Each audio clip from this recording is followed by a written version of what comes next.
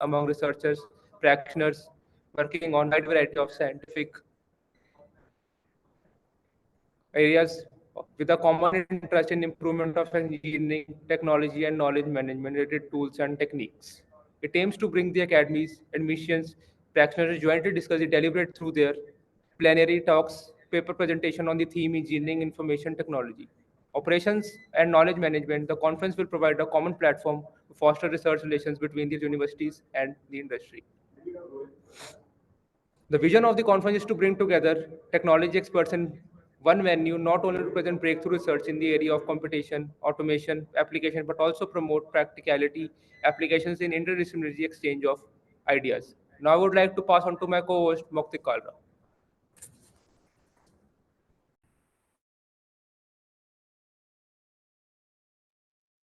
Good morning to one and all present here. Now I would like to introduce you all with our session chairs, Dr. Gaurav Agarwal and Dr. Anamika Singh. Dr. Gaurav Agarwal. Gaurav Agarwal received his PhD in Computer Science of Engineering in 2022 from Indian Institute of Technology, Dhanbad. He had also worked as Senior Faculty Research Fellow at IIT Delhi in 2015. Since September 2023, he has been with the School of Computing Science and Engineering as an associate professor and program co-chair BTech CSE second year at Galgotias University, Greater University, India. He has more than 20 years of academic experience. He has worked as associate head and academic head for almost 8 years. He has also worked as Central NBA coordinator from 2018 to 2022. He is life member of International Association of Computer Science and Information Technology, Indian Society for Technical Education, Soft Computing Research Society, and Vijnay Bharati. He was the recipient of Young Investigator Award by InterScience Research Network, Odisha, Vocational Award, Rotary International USA, and the Rotary Foundation Award for Outstanding Service for World Understanding and Peace. He has contributed more than 42 research papers in several international and national journals and conference proceedings of high repute.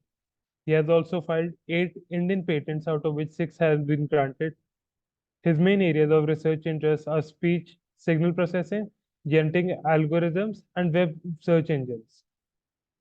Now, I would like to introduce you all with our second session chair, Dr. Anamika Singh. Dr. Anamika Singh is a PhD in management from Birla Institute of Technology, Mesra.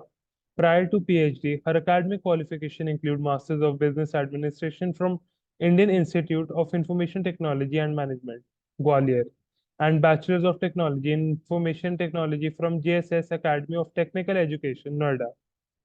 She comes with a rich industry experience of more than 10 years.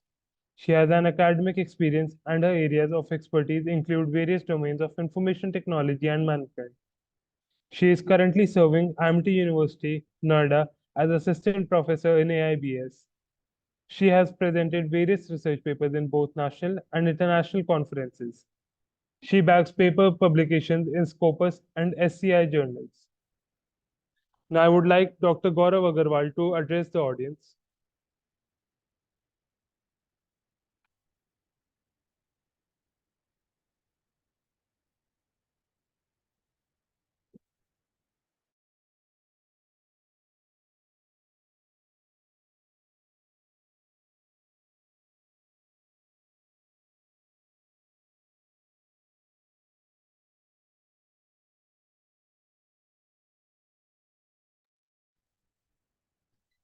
Sir, are you able to unmute yourself? Dr. Gaurav Agarwal?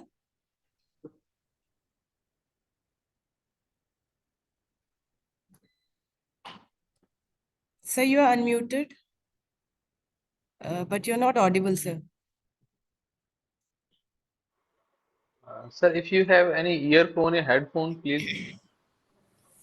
Let's try now. Yes, sir. Your voice is coming back. Yes, yes, talk something. Fine participants, okay. It's okay, no? Yeah. Sir, they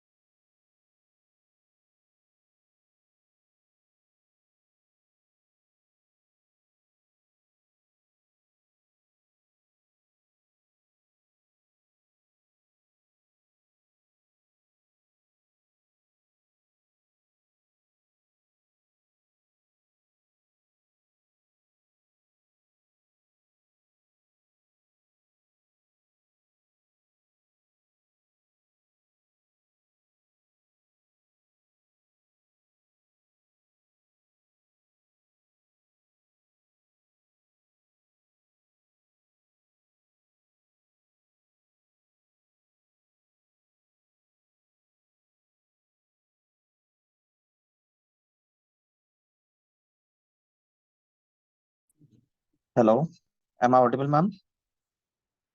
Yes, sir, you're audible, but you're not visible now, sir. Yeah, just hold on. Just Yes. hold on. Actually, the device is, I'm having some device issue right now, so I'm Right, sir. trying to fix it. Just give me a minute, please. No worries, sir. Take your time.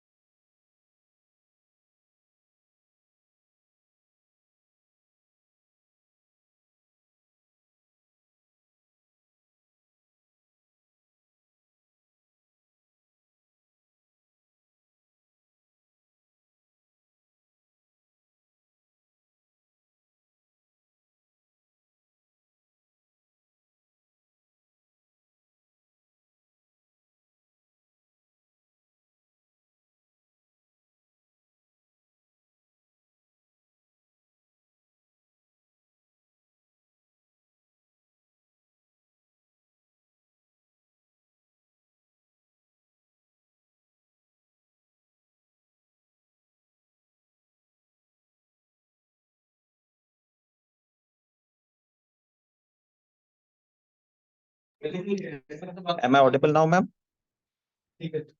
Yes, sir, you're audible, but we can't see you. So I think, Ma'am, my cam is open, I feel so. you can see? Sir, yes, you can start, please. Yeah.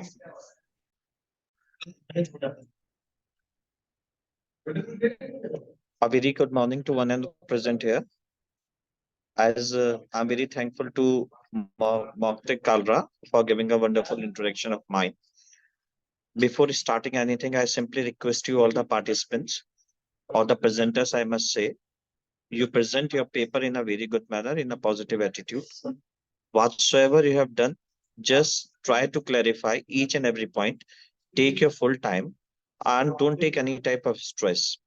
We just here to check it or to motivate you with respect to the modern research or with the upcoming developments. I feel you all have done a very great work with your research. That's why you are here today to present your research. With these words, I just ask ma'am to continue with the session. And meanwhile, if I require anything, I will update in between. Thank you so much, sir, for your words. Now I would like Dr. Namika Singh to address the audience. A very good morning. I would like to welcome Dr. Gaurav Agarwal on behalf of MIT University and all the paper presenters for 4th International Conference on Computation, Automation and Knowledge Management. And we are all looking forward to your presentations. I wish you all the best. And I think we can start with the first presentation for today. Thank you. Thank you so much, ma'am. Before continuing on the presentation, let's discuss the brief guidelines. Dear authors, we respect your presentations. However, we'll strictly follow the time of 10 minutes, out of which 7 minutes is for presenting and 3 minutes for questioning, in which you will mainly include objectives of the study, research methodology, data analysis, and conclusion. Best author will be declared in the valedictory session. Starting on now, I would like to call the first presenter with paper ID 102, entitled Management of Business Using Machine Learning for Decision Making. Yes, sir. I'm audible. Yes, sir. Yeah. Yeah. I will share my screen, sir. So before continuing, may I have your name, please? Yeah, sir. My name is Amaya, sir. Thank you so much. And sir, my screen is visible to you? Yes, sir, it's visible. Yes, sir. So can I start my presentation? Yes, sir, sure. So my title of my paper is Application of Artificial Intelligence in Public Center and its Challenge, and my paper ID is 102. So first, in introduction, artificial intelligence has been and dubbed a new frontliner where advances are processing at a rate of speed. Secretary General Antonio Guterres he contended that AI is a potential to hesitate the transition towards a world where everyone lives with dignity in peace and prosperity. Governments, business, and members of civil society must all start thinking about the long-term effects of an artificial intelligence. The high-level committee of programmers decided to extend AI knowledge and to create an inclusive people content strategies that would eventually promote AI in the interested and in general public and in support of SDGs in report. From its 31st session in April 2018, the United Nations organization is seen to a significant role in ensuring that a creation and despite the fact that it is the largest player in a business. And then at the 2018 high level political forum, there has and many panels have discussed like potential of Dear employing an AI. presenter, Yes, sir. your screen is not moving, it's stuck. Okay, sir. Now it's okay. Yes, sir. It's on the Sir, introduction slide. Yeah, please move on. now, sir, it's available. It's visible. Yes, sir, it's visible. Yeah, it's Okay. visible now. Now we will see the literature review. The use of AI supports the SDG that significant promise. However, the government and the policymakers' response will have a significant impact on the opportunities it leverages and the challenges it presents. AI has the potential to boost a number of fields, including crisis management, food security, education, and many health sectors. But the development also carry being a sparkle by the possibilities that machine will eventually replace or at least augment human in partially even aspect of civilizations. To ensure that no one is left behind, every AI policy and piece of legislation should be founded on ethical consideration of data privacy, accessibility, and human rights. The job economy will be distinctly changed by AI. To fulfill and achieve this promise, developing technologies to raise productivity and living standards and achieve the avoid unfortunate consequences like lower wages and more inequality in a proper policy balance is necessary. Hello. Yes, sir. We can see your second slide, introduction slide, not No. changing. Okay, sir. Now I am. Now it's Sir. literature. Yes, sir. Actually, there is some network issues I don't know about, but that's why it is having, sir. It is. I've whatever I've now just said. It is a literature review, sir. Sir. Now the next slide is visible. The functions of public sector data. So your slide is still on the literature review, slide number 4. Okay, sir. So can I stop sharing and share again? Share it again. Yes, sir, you may. Yeah. It will be better. Yes. Yeah.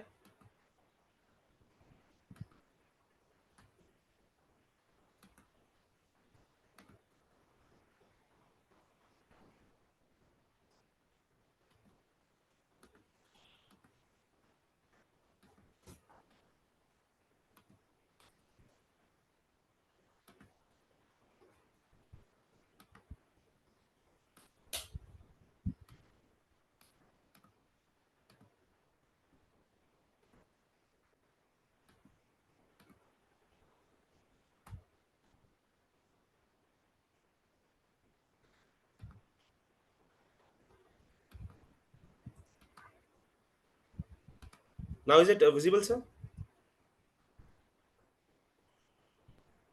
Sir, Hello, sir. your PPT isn't visible.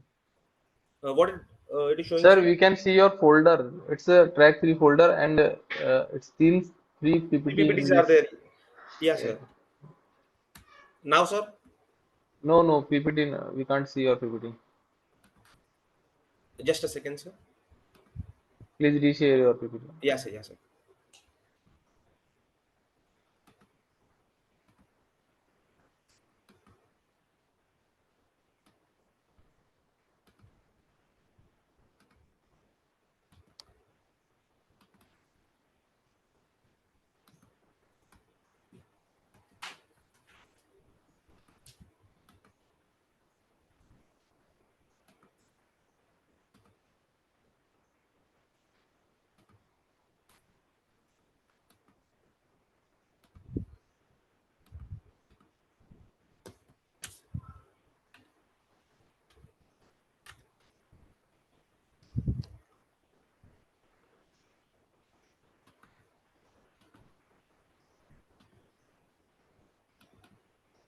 So now also it's not happening. It's So not it's still visible. visible on the track 3 folder. No, sir. Actually, I am opening, but still I don't know what is happening, sir.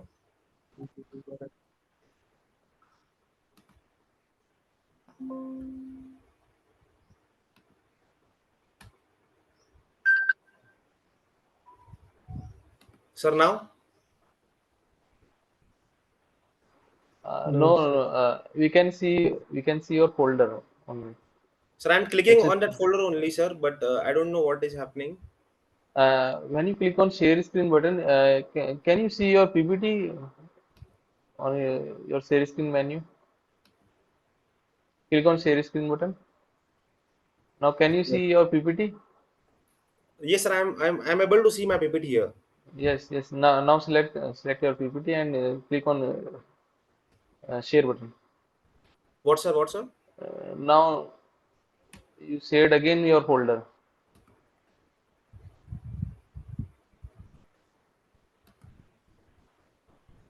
Just a Select your second. PPT when you share your screen. Wait a second, sir. I will do it.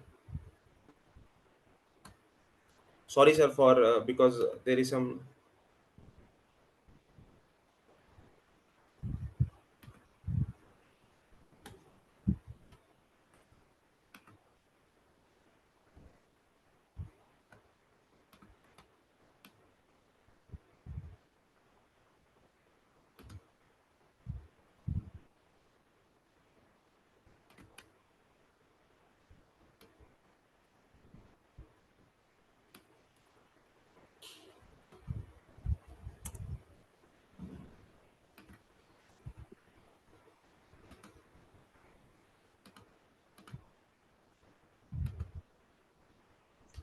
so you are running out of time. So please, Just a second. Just a sec, sir.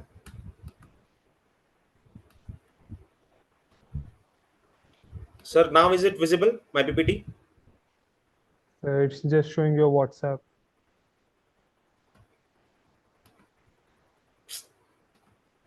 Sir, actually, I'm able to see the PPT, but it is not able to present over here, sir. Sir, first you open your PPT, then minimize your PPT, then click on Zoom share screen button, and then select your So I've PPT selected and my PPT. I'm also in my here in my icons. I'm able to see my PPT, but I'm not able to share those. This. otherwise you also can share your entire screen, sir. Uh, Minimize all. Yes, sir. Yes, yes, sir. That will be. Yes, yes, Now is it? yes, yes, yes, yes. Now, Yes, sir, it's Now visible now. is it visible, sir? Yes, sir. Yeah, sir, I was in the I have just completed literature review. Now we'll see the function of public sector data. To ability of artificial intelligence to grow and change on its own is own and its distinctive qualities. However, the enormous volume of data are needed in order to properly harness of AI capabilities, in order to promote inclusivity, accessibility, and significance for a wide range of audience, and embrace the contribution from various disciplines such as business and human rights. Secretary General Antino Clutters has proposed the creation and use a common language on his opening remark at the IGF 2018. Now we'll see the application in artificial intelligence applications in government sectors. There are many applications in government sectors, such as AI public sector will be shown in section which is used of cutting edge technologies like provide administration internet service which boards basic rules and new technologies. Nobility AI has a discussed mode. The implementation of AI has numerous potential benefits of public sector. Some are already dipping their toes in water, while others like Singapore and other countries are refining their swimming abilities with an embracing technologies. Now, the methodology of this are despite the poor adoption of AI applications in public sector, it's clear that there is a large opportunities for change. Therefore, the first step of realizing AI potential is measurement, and measuring AI is a tool for progressing and achieving a desired results in order way to quality and make an use of it in proper way. Second, this can be done by adding a feature like online service questionnaire, or it should be highlighted non-touches like it is a challenging and evaluate AI characteristics using an internet protocol. Third is nobility and nobility. There are a number of well-established indexes and measurement techniques for an AI in the business world that can be used as models for public sector. MGI research from the 2017 MGI research use a simulation to look how AI would affect labor industries and overall global economic activities. Machine learning, deep learning, natural language processing, and robots have other automated systems are examples of artificial intelligence approach. In order to stimulate AI adoption and observation, the company level research look at the 5 important areas of artificial intelligence, including computer vision, natural language processing, virtual process assistants, robotic processes, automation, and advanced machine learning. Now we will see some results and discussions. The ability of computer to interact with human and learn from both industrial and as well as service sector will substantial impact on knowledge and intensive professions. Low income roles are 83% are more likely to be automated and replaced by robots, and the middle and high income positions were make 31% of middle economy professions, and the 4% of income jobs were respectively. Uh, we can doubt whether that computers will actually be able to overcome predators and have the capability for impartial judgment according to tenants articles, build information upon the judgment that are based upon themselves that are predicted. The AI enhanced work has changed its how people and machines interact, may be used to reduce its repetitive task and workers in danger for physical harm while enhancing work-life balance, provided the skills of public sector provided a sufficient improved. Additionally, inclusion of those with the disabilities in the workforce. However, the more factors that were more improving technologies have beneficial. Now these are the challenges that we are facing in AI. There are, first is AI technology implementation, then how the society is going to implement, then the law enforcement, and then ethics of an AI, and what are the challenges, what are the ethics, and what are the dimensions that we can discuss. In conclusion, despite the enormous potential of AI in governments, decision makers face several obstacles. Policymakers must carefully and methodologically take into account of all integral economics, devise the detrimental effects of automated and replace the human labor by robots, as well as an other potential problems brought by an AI technology. Additionally, creating capability is crucial to ensuring an adaptive and AI technology deployments and efficient administration in order to set upon an AI-enhanced public sector. So these are my references, and this is all about my presentation. Thank you so much, sir. That was an amazing presentation. Thank you so much, sir, for understanding me. I would request the session chair to ask the questions, if any, and concluding with marking the judgment sheet. What's your good name, beta? My name is Amey, sir. Ame. Yes, sir. Great. Ame, I must say you did a very good work when it's talk about your presentation. But I would like to say, if you put it the complete text into the bullets format, and where you represent your methodology in a paragraph, if you Yeah. represent the paragraph with the help of the diagram, that will make a more impact. Yes, sir. And rest, I will say you did a great job. Technically, the paper can be improved. When I'm talking about presentation is a very good label. When I talk about novelty is somehow missing. Yes, sir. Rest is okay from my side. Thank you, sir, and sorry for any misconception. This was my first time, and I will try to learn and implement the insights No, that you have given to me. it's really a good work you have presented here. Thank you so much, sir, and I will sorry, sir, for any inconvenience because of my presentation. There is I was not able to share my screen, so sorry for that also, sir.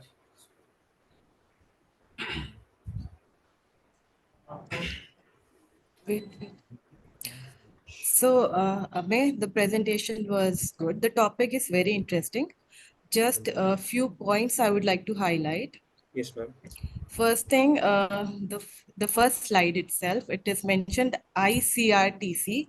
So I hope you are presenting your paper in ICCAKM 2023, not Yes. ICRTC. You could have changed it. I think you have presented it somewhere else also. So just take a note of it. And there are just two more points.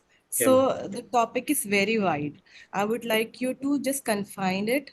Like when you talk about public sectors, I would recommend just take two or three sectors initially, like for example, a healthcare sector or a bank, private sector Yeah. banks. So it can confine your research, first thing. Second thing is it should be country specific also. Because AI is obviously it's in every field and in every country. They are all the nations are working towards it. But I would recommend that it should be confined to public sectors. Which public sector? One, and second, country specific. Other than that, it was a good presentation. Okay, ma'am. Thank you. I will take care of it, ma'am, and I will try to improve it. So sorry, ma'am. Thank you so much, sir. Now I would like to call our next presenter with paper ID 103 entitled Supply Chain Management Using Blockchain, Opportunities, Challenges and Future Decisions, Sir, Directions. so that is only my PPT. I have three papers to present. So 103 and 104 are my only. Can I share those PPT? Yes, sir. You may proceed with the paper ID 103. Yes, yes.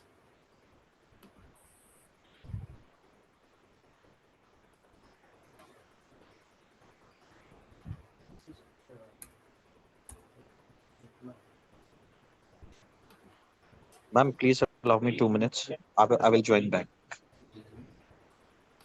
Yes, sir.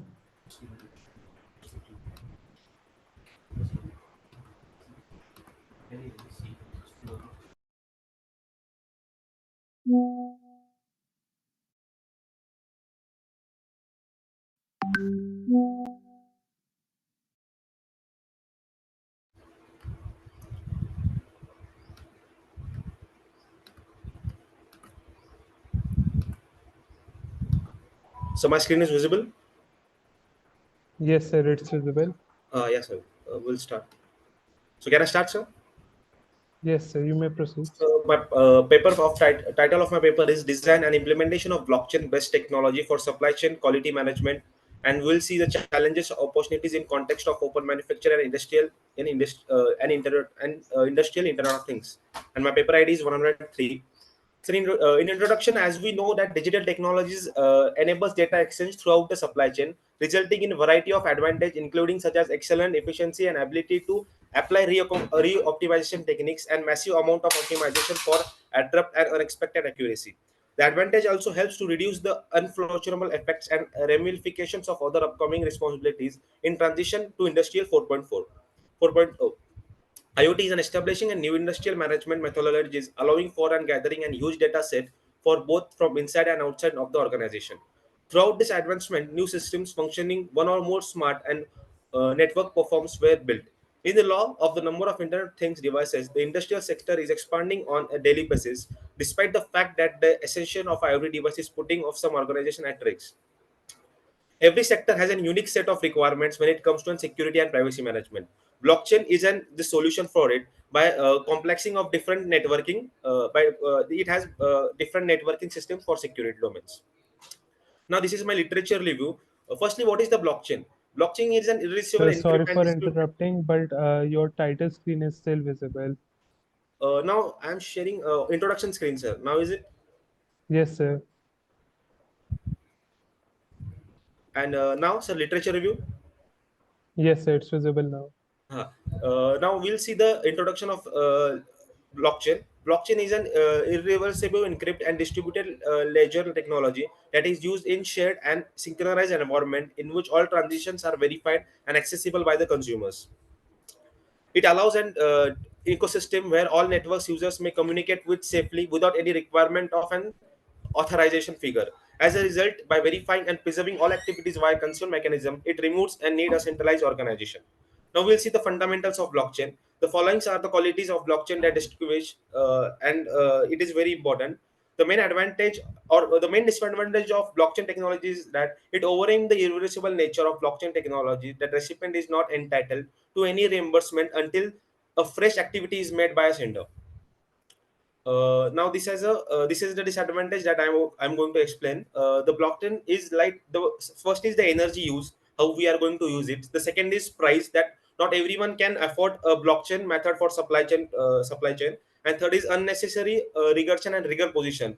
These are the three main disadvantages of using blockchains, and it is going to solve it is these problems we need to solve for using the blockchain in supply chain. How the blockchain technology is efficient in supply chain. Nor in traditional supply chain, there is required of any authorization, but using blockchain, there is no required of any third party. It is an by the EPCS based configuration system, where the sender will gets its inputs whatever needs, and the by its verifying all the legal formalities, blockchain using blockchain technologies, we can easily check the requirements and get the supply done at the time.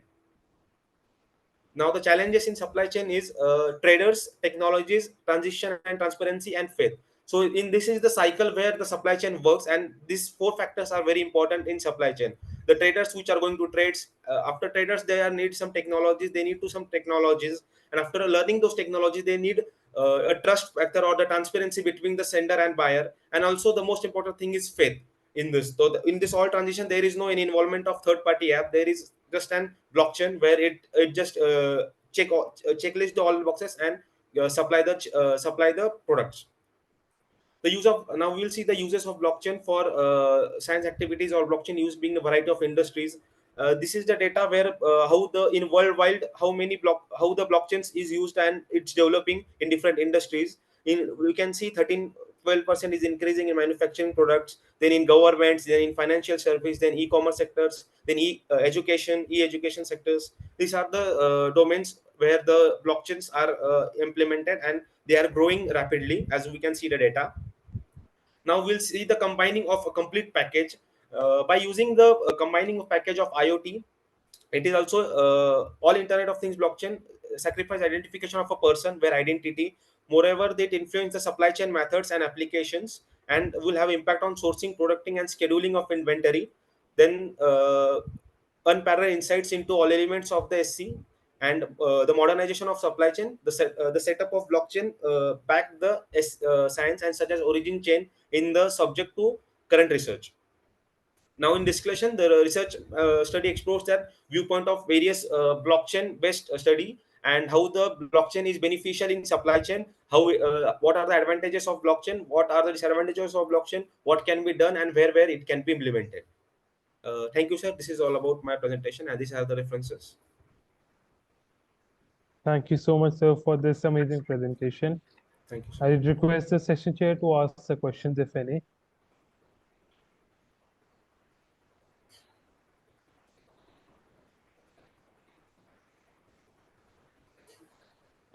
Dr. Gaurav Agarwal, would you like to answer the question?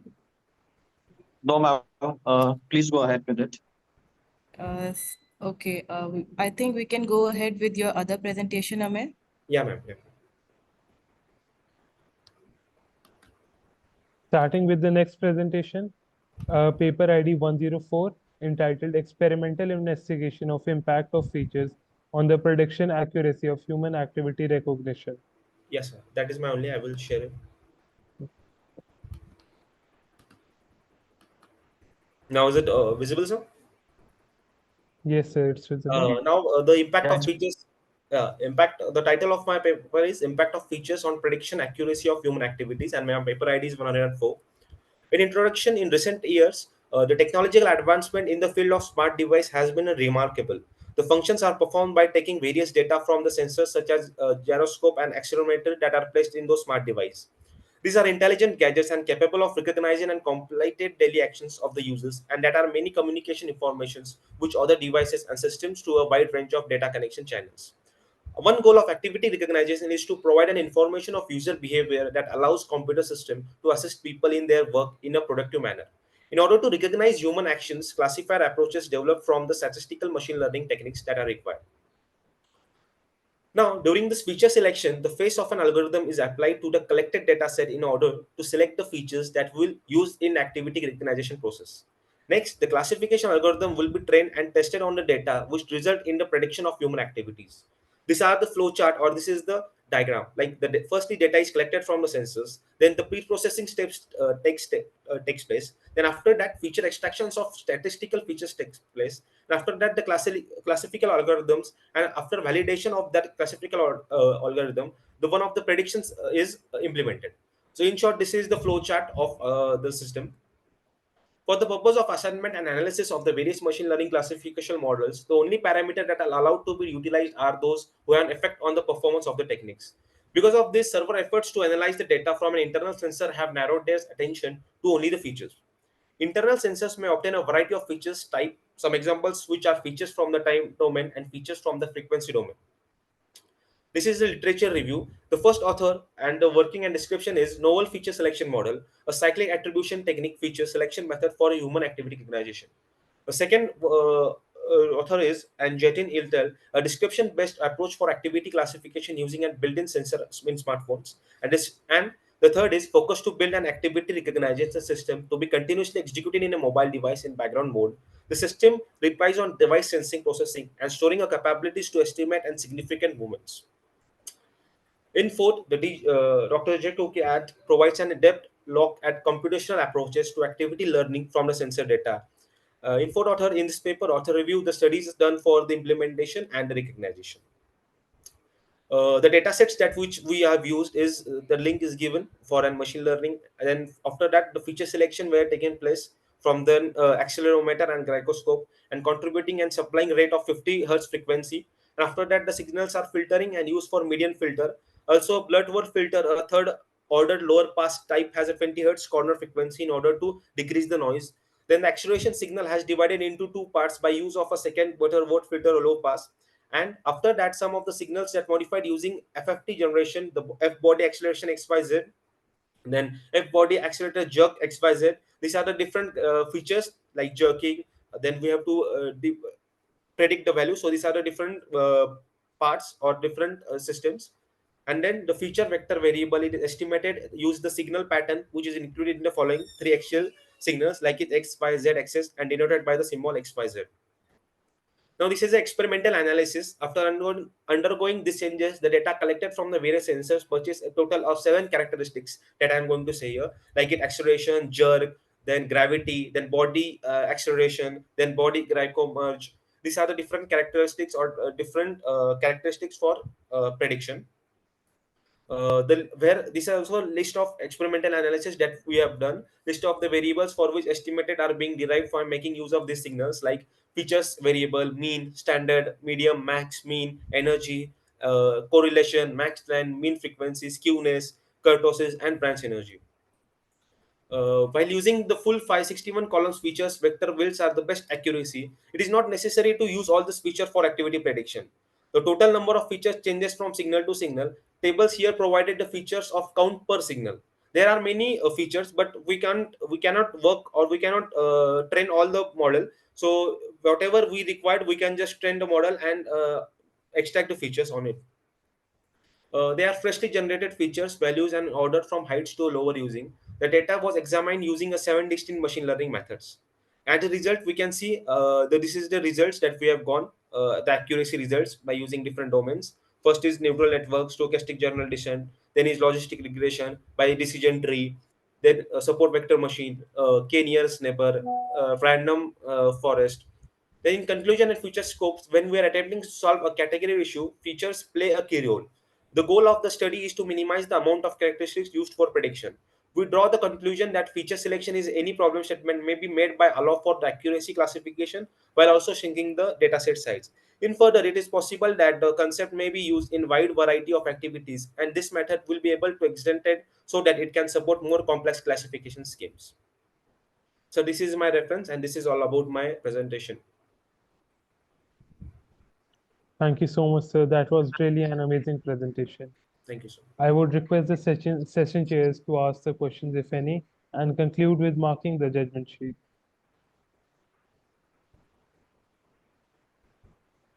Thanks, Jay, for giving the opportunity. But I would like to know, you have mentioned 561 features in the Yeah. current PPT. Yes, sir. Have Yes, you worked on this number of features? no, sir. We can work on this. I am on 561 features, but we have not worked on this 561 features. Then what is your dimensionality reduction? Sir, the basic 6 4 features that jerk, the gravity, the moving movements, and the basic fundamentals or the basic features only. So on what basis you did this dimensional reduction? Sir, by the body movement, like how the in smartwatch we have the movement of hands, the jerk, how many jerks we were working. Sometimes we need a hand jerk. So in these dimensions we were working. But see, when we talk about this dimensional reduction, there is a word or a term, we called it as features engineering. Have you applied that? No, sir. In this case, no. Okay. And how you did the pre-processing of your data? Pre-processing by different machine learning algorithms, sir. Which algorithm you have used? For this facial extraction, we use KNN algorithm, the exact features, No, so no, that I'm not talking about extracting of features. I'm talking about pre-processing of the data pre-processing. no, we have download the data set. After that, the train data set only. Okay. So we just need to map the functions and it will get the result. We have downloaded the train data set only from online. You have used a word normalization. So you used L1 normalization or L2 normalization? Sorry, sir, I am not. It's okay, bache. Again, I will say your all the three papers are very good as per my opinion, and you surely did a good job, but it requires a little bit more efforts to be into the frontliners. Okay, sir. Sorry, sir, I will work on it, sir. Thank you. Thank you, sir. Pranay, firstly, just take note of what Dr. Gaurav Agarwal has said. He has rightly mentioned all the technical issues that were lacking in your paper, especially this last one. Yes. Although the presentation of this paper was far better than two previous papers because it was, as sir has already specified, that it should be in point form. So it Yes. was there. But when you had mentioned literature review, it was the year of publication along with author's name was not mentioned, Yeah. which you should. And I think the latest one should be considered more often. And also the title of the paper, it seemed very it was not correct. I think it was not the full title you have mentioned on the slide because it was experimental investigation of impact on prediction accuracy. It was something like this, right? Okay. So the impact of your paper lacked in the first slide itself because you did not mention that it's an experimental investigation. Okay. Okay, rest I think you have done a good job, and I think you're extremely working on different AI technologies like blockchain also and neural network also I saw in the PPT. But I would suggest that just confine to one technology first, master it, and then move ahead with other technologies. Okay, All the ma'am, I will. best. Thank you so much, ma'am, and sorry for interruption. Thank you so much, sir. Now I would like to call our next presenter with paper ID 105, entitled Entrepreneurship and Innovation in the Age of Artificial Intelligence, a Blockchain Approach.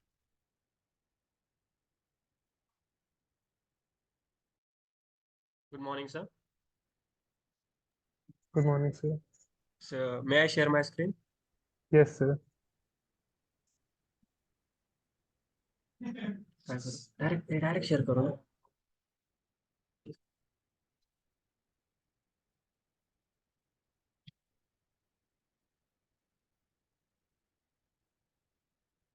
So, am I visible? Yes, sir. Your screen is also visible. Okay, sir. So, good morning, one and all. So, today's my topic of presentation is transparent and tamper-proof certificate verification on blockchain. My paper ID is 105. So, 1 second, sir.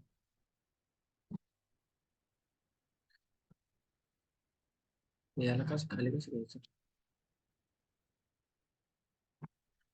These are my problems and approach for that.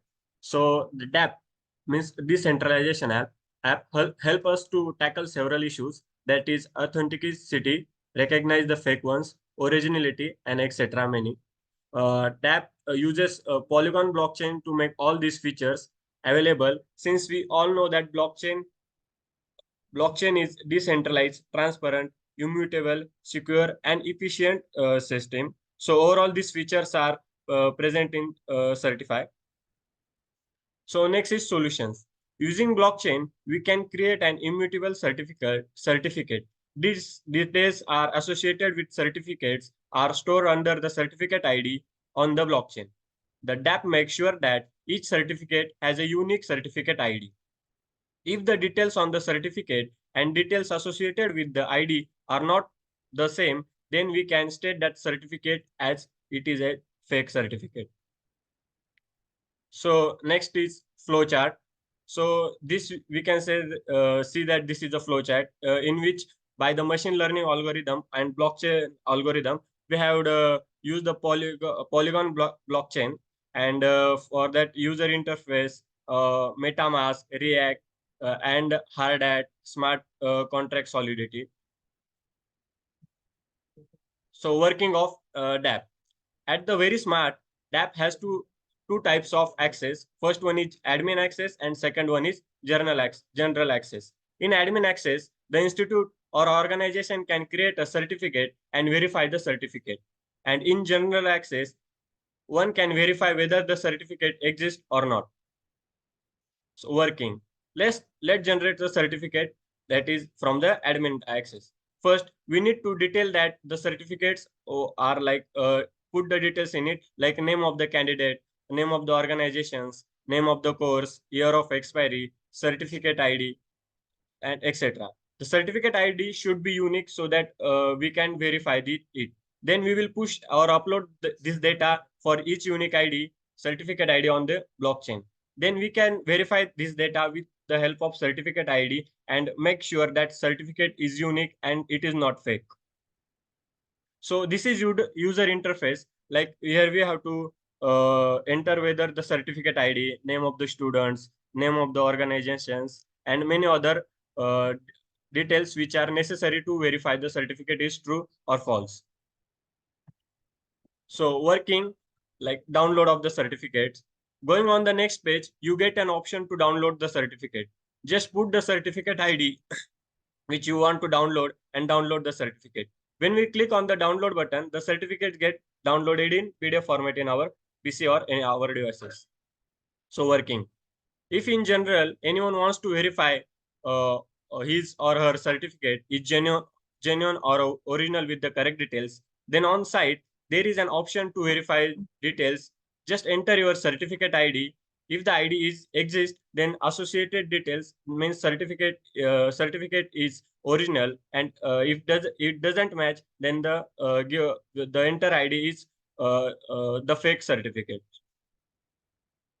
These are the tech stack we have used, that is blockchain, JS framework. Languages we have used is JavaScript. The frameworks is React, Node.js, EtherJS, and this ICCAKM. So we will move to further. So that's all about my presentation. Thank you, sir. Thank you so much for this. Thank you so much, sir, for this presentation. I would request the session chair to ask the questions, if any, and concluding with the marking judgment sheet. Thank you, dear. Nilesh, you shared a very good presentation, I must say. Thank you, sir. Technology, it's good. I just want to know few things from you, if you can. Please brief me about the distributed ledger, the consensus mechanism, and the smart contracts you have used in this blockchain technology. Sorry, sir. Can you repeat, please? Yeah. I would like to know more about the distributed ledger, the consensus mechanism, and the smart contracts which your research follows. So, like decentralization, majorly in the blockchain and security features, and moreover, just I have to discuss in this, that is a framework. So, the basically blockchain means it is a connections where the without the third party or the centralized unit, the all the data is verified whether it is transparent or not. So, like Polygon blockchain or the Polygon algorithm will basically look all over this algorithm whether it is verifiable or whether the data is transparent, the data is genuine or not. So, Bache, this polygon comes under the distributed ledger or the smart contracts. Sir, it comes under smart contract. Please tell me how you have generated the private and the public key. Sir, private public key we have generated through the AI machine learning only, and for private key there are certain algorithms which are like algorithms in machine learning and AI also. Those will like they will be connected by the PHP format. So, which AI algorithm you have used for the generation of the public key? Sorry, sir. Which AI algorithm you have used for the generation of public key? Sir, basically the polygon is the only algorithm which will which is able to handle all this verifiable data. So I think if this is so this is if it is able to verify, then I don't think so. Like I'll definitely work on it, sir. If Okay, it is thank you. more preferable. It's a good presentation. Wish you good luck for your future. Thank you, sir. Thank you so much.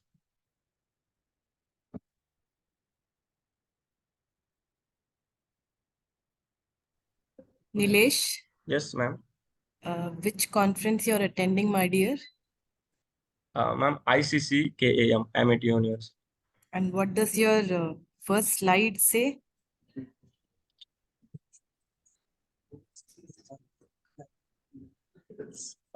Sorry, ma'am. Sorry. I'll change it. I'll update it. No issues. So, but I am really impressed with the DA app that Okay. you have created. But yes,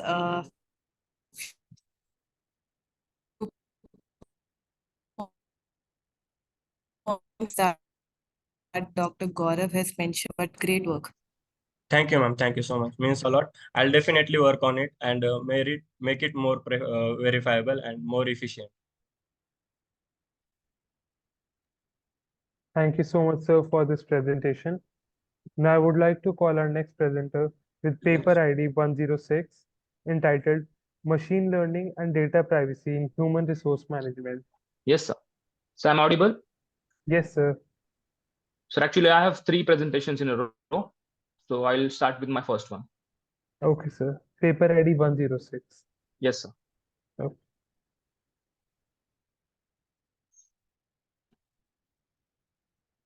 So is it visible, my presentation? Yes, sir. Your screen is visible. Okay, sir. So good morning, everyone.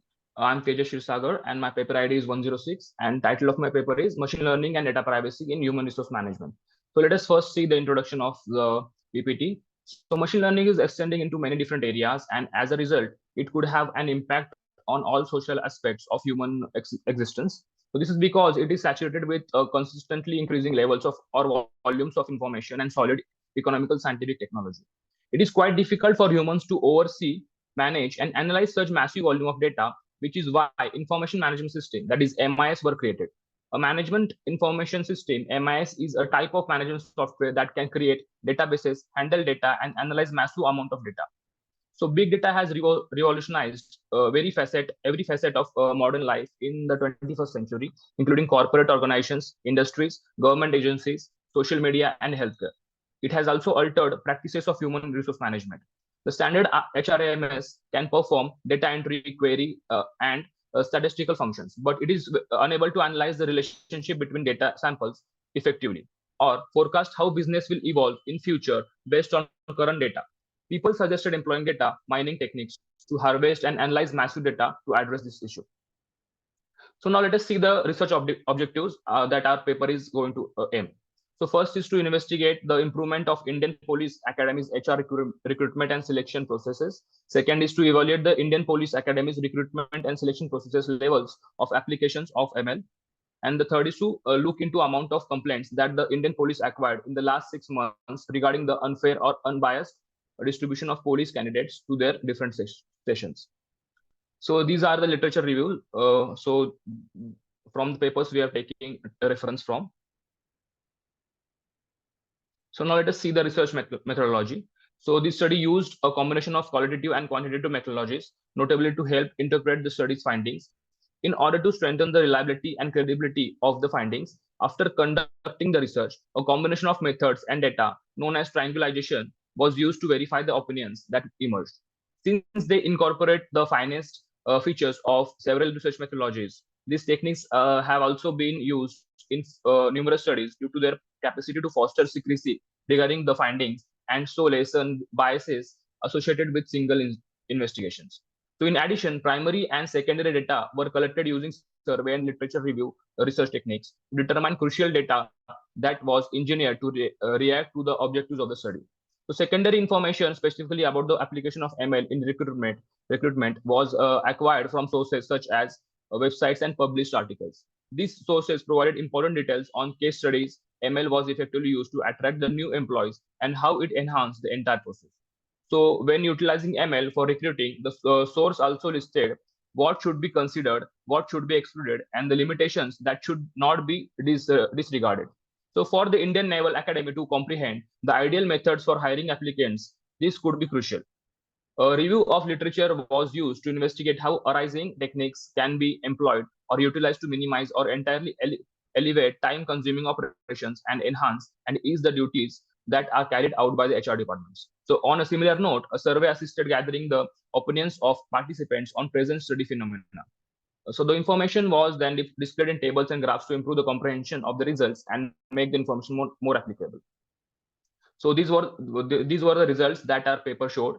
So as we can see in the figure, in this figure, that male employees made up to 74.29% of participations, while female participants made up to 25.71% participation.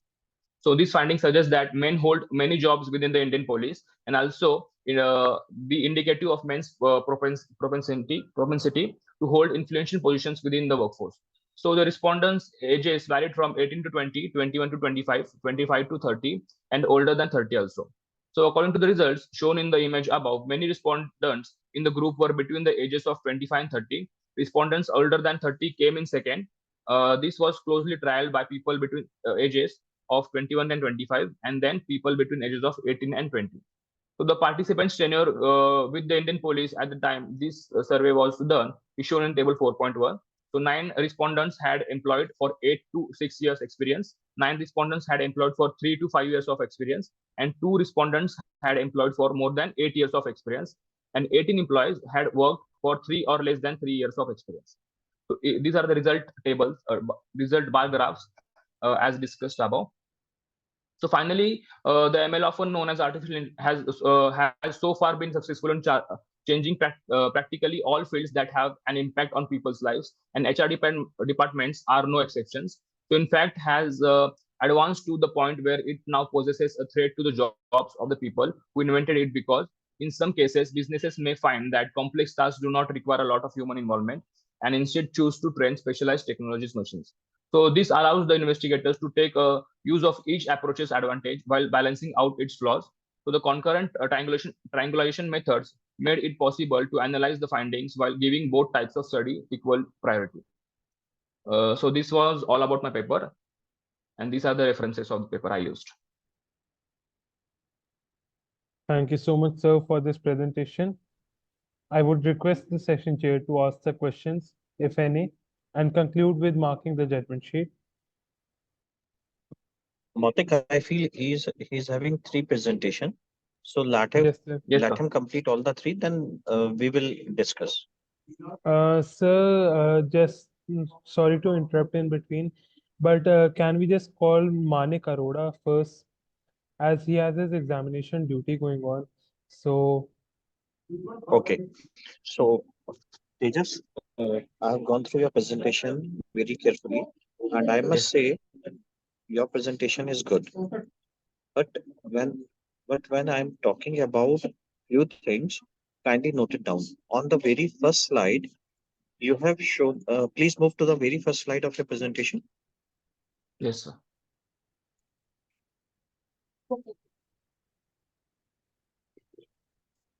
Yeah.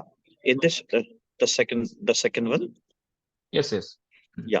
In this slide, you have started referencing from reference number 7, right? Yes, sir. But I'm not able to see the references from 1 to 6. And when you show us the reference section at the last, I feel there are not the 11 references out there. Please move to the reference section.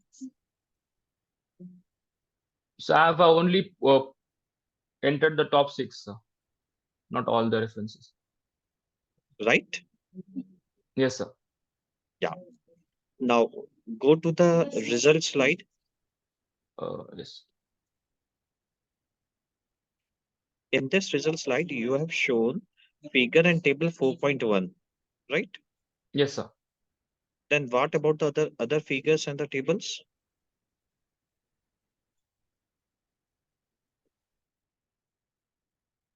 There are 4 tables, result tables in this. So first is the gender. I So do how many understand. Where is table? Yeah. Where is table 1.1? So the tables are means with reference to the paper and not the presentation, sir. Okay. Now, technically, you used machine learning, but Yes, you sir. have not told me which model you have used, which algorithm you have applied. So we have used triangulation method where let me show it.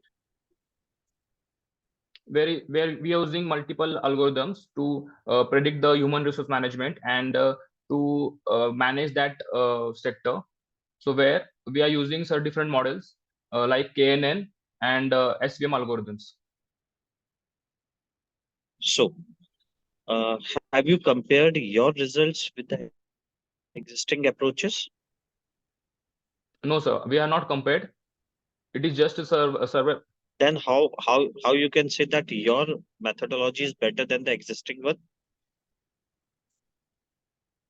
Sir, we have used different technique, that is triangulation technique, where you have used multiple algorithms, and that that triangulation technique is novelty in our papers. I do understand, beta, but if I'm saying your methodology is better than an existing one or not, how can I say it if you will not compare your results with the existing results? Right, sir. Right? And Yes. you have put the complete paper in the form of text only. It always suggested you write in the form of bullets, or it will be more better if you put it in the form of pictorial format. Sure, sir. That's all from my side. Presentation is good. Wish you. Thank you, sir. Thank you so much.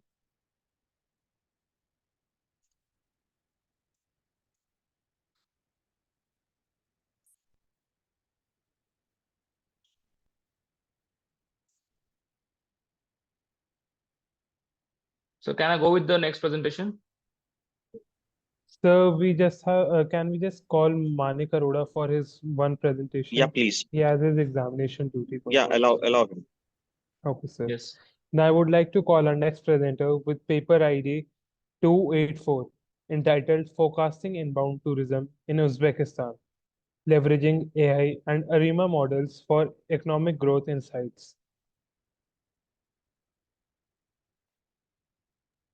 Good morning, everyone. Allow me to share. Yes, sir.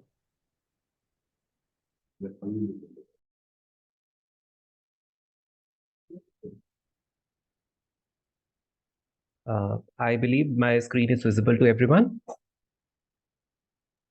Yes, sir, your screen is visible. Good morning, everyone.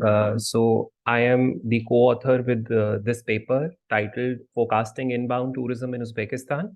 And we are integrating AI with ARIMA model, which is a part dealing with econometrics.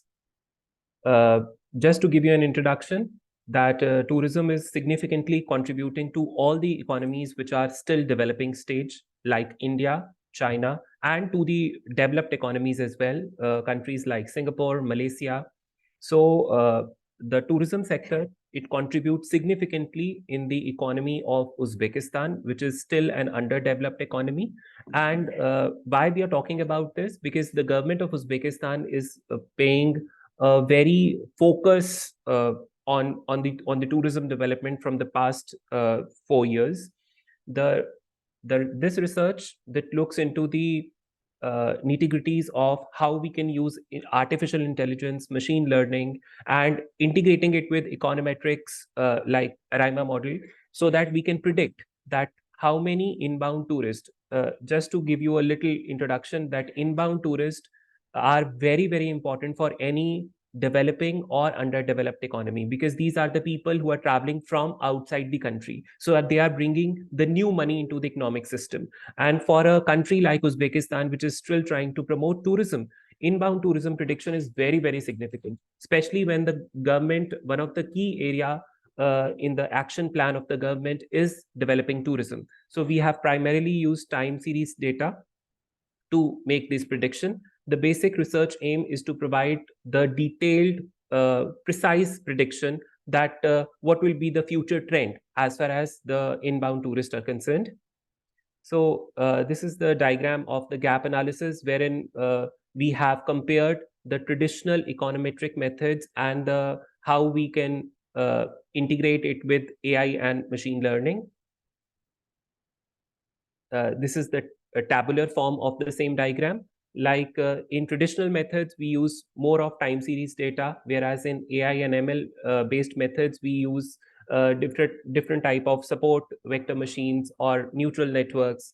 Similarly, likewise, there are other parameters which are there: data handling, adaptability, pattern recognition. So it is very, very, we can make very precise prediction about that what will be the future trends for a particular data. As far as the methodology is concerned, we have used the secondary data, which has been taken from the authorized website of government of Uzbekistan, which is stat.uz, wherein the prediction of, the observations, month-wise, year-wise observations were given. So we have taken data from this source.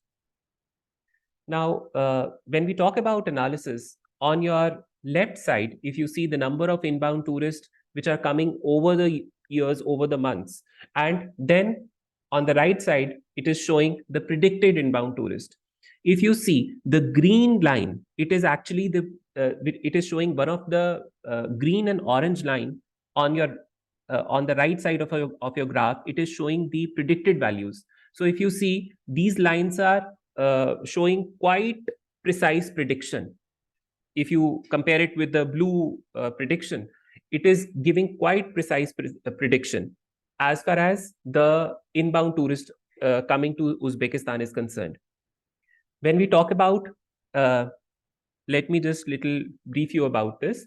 This is ARIMA 100 and ARIMA 101, wherein in ARIMA is basically auto-regressive integrated model. In the first,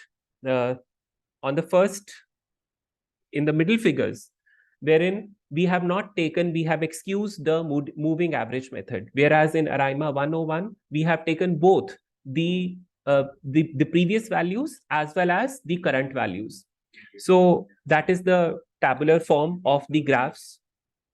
And if I have to conclude the paper, I would say that yes, out of the two auto-regressive models, ARIMA 100, wherein we have taken the moving average as well, it is giving more precise information. If I go back to my graph, if you see the green line on the right side of the graph, if you see the green line, it work more precise. It is giving more precise information as far as the inbound tourist coming to the country is concerned.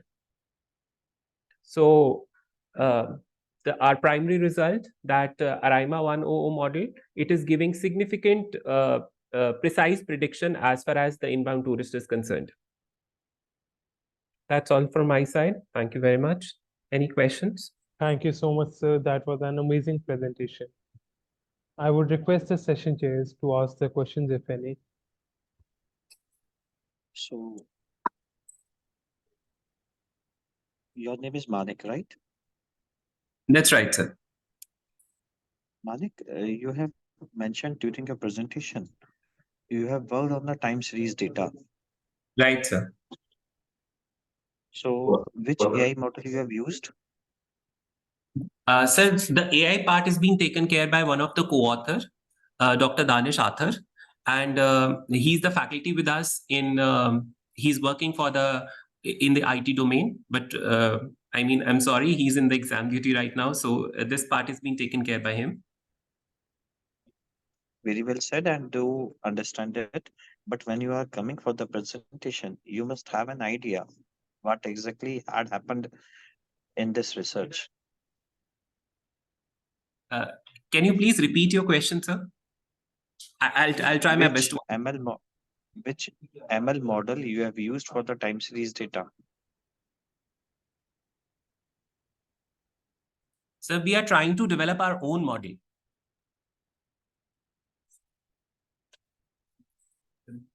Then show me the methodology. Yes, sir. These are the graphs that I'm showing, which is given by Arima, and our ML model is we are trying to develop this similar model on the basis of Arima, so that we That can. means your proposed model has not been developed till now. So we are in the process of developing the model. Then how you have generated the results for the time Sir, series data? by using the econometrics. Econometrics. Okay. Thanks. That's all from my side.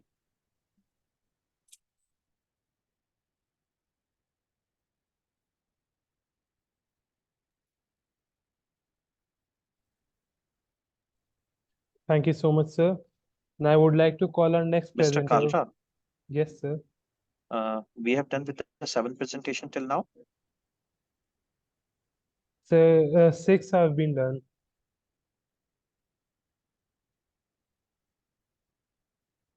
Total 6. Yes, sir. Okay, 6 papers please. have been presented. So can I continue?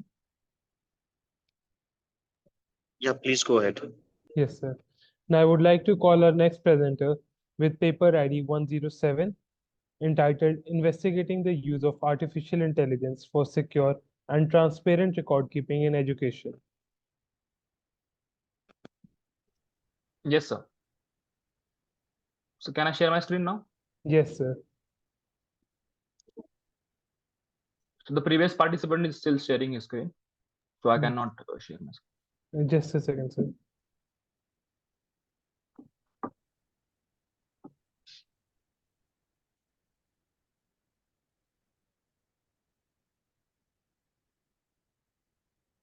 So you can share now. Yes.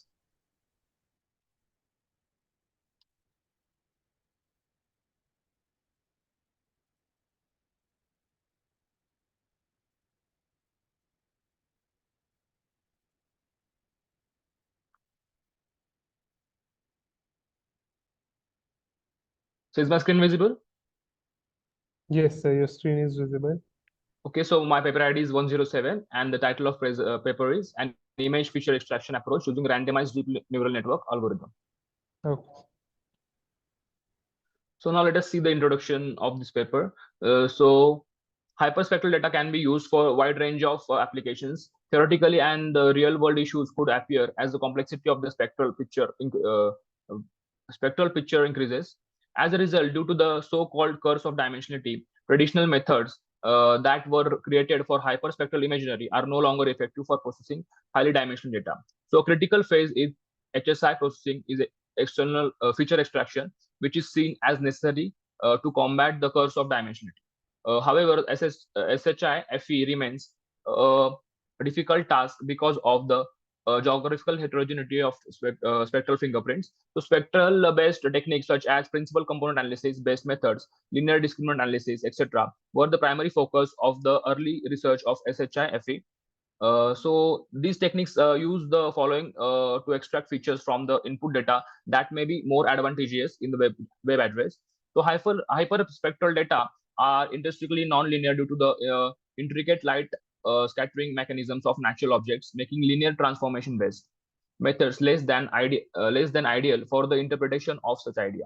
As alternative, kernel-based data representation techniques can deal with the nonlinear problems. Kernel methods provide a way to turn a nonlinear problem into a linear one by mapping the original data onto a higher level of Hilbert space. Subcarrier FE system might benefit from including spatial information according to the recent studies. The advancements of image technology has made it possible for hyperspectral sensors to offer a good spatial resolution. As a result, precise spatial data is now accessible.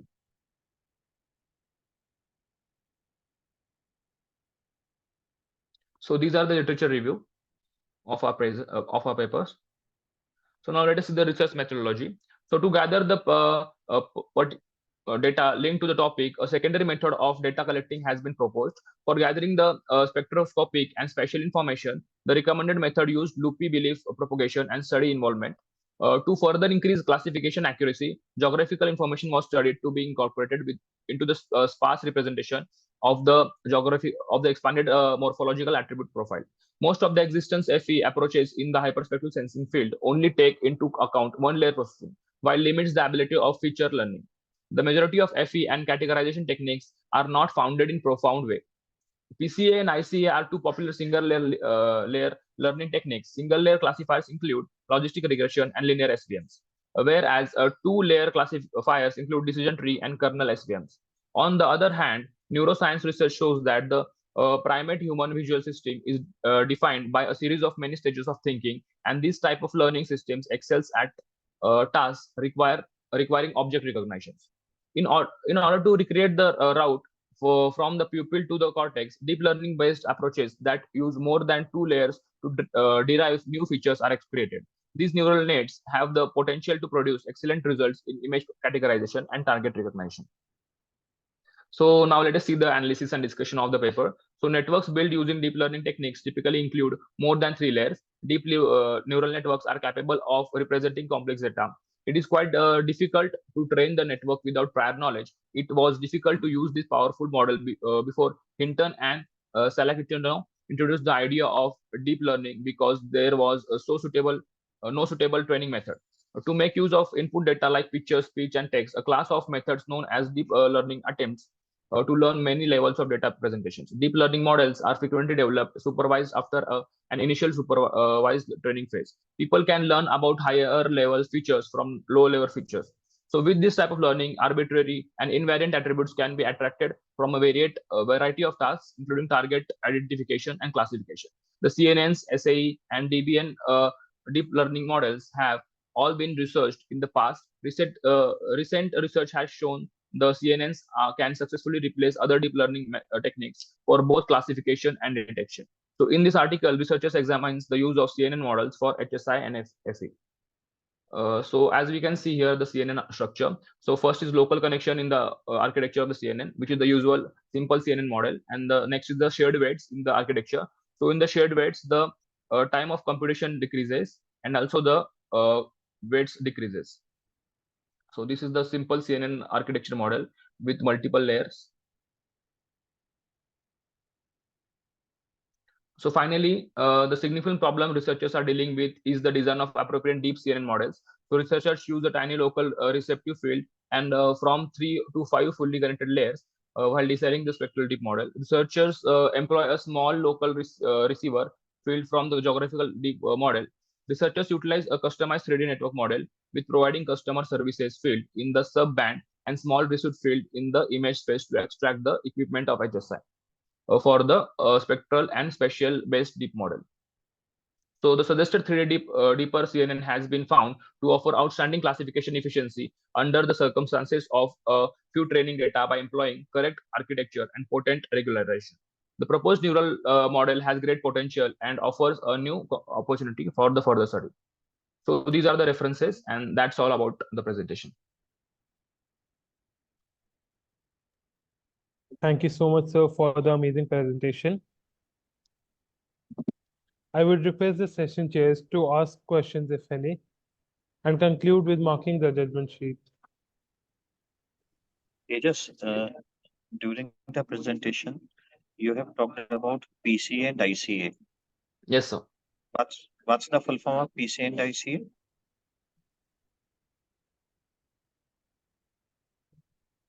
So principal component analysis.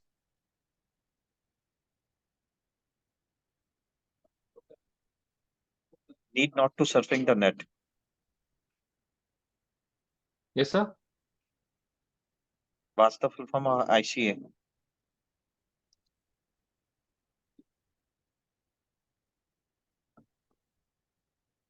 Independent component analysis. Yes, sir. Okay. So you have said SVM. Yes, sir. How the SVM is different from the other available models of the machine learning? Sir, SVM is just like KNN model.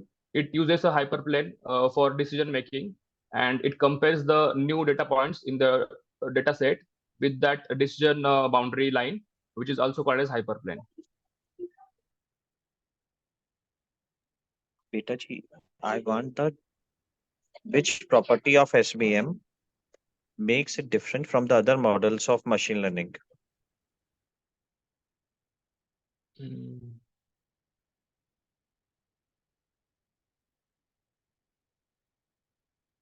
Sorry, sir, I have no idea. In conclusion, you have said 3D CNN. Yes, sir. Tell me the size of the filter you have used.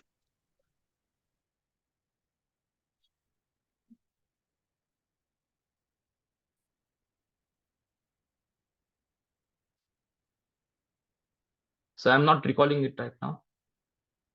Okay, thank you. Thank you, sir.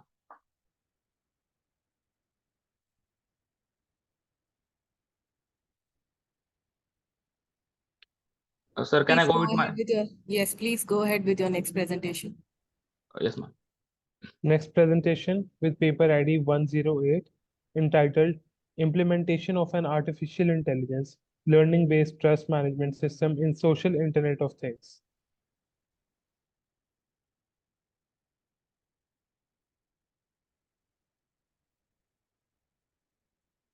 So my paper ID is 108. So is my screen visible? Yes, sir, it's on the introduction slide. Yes.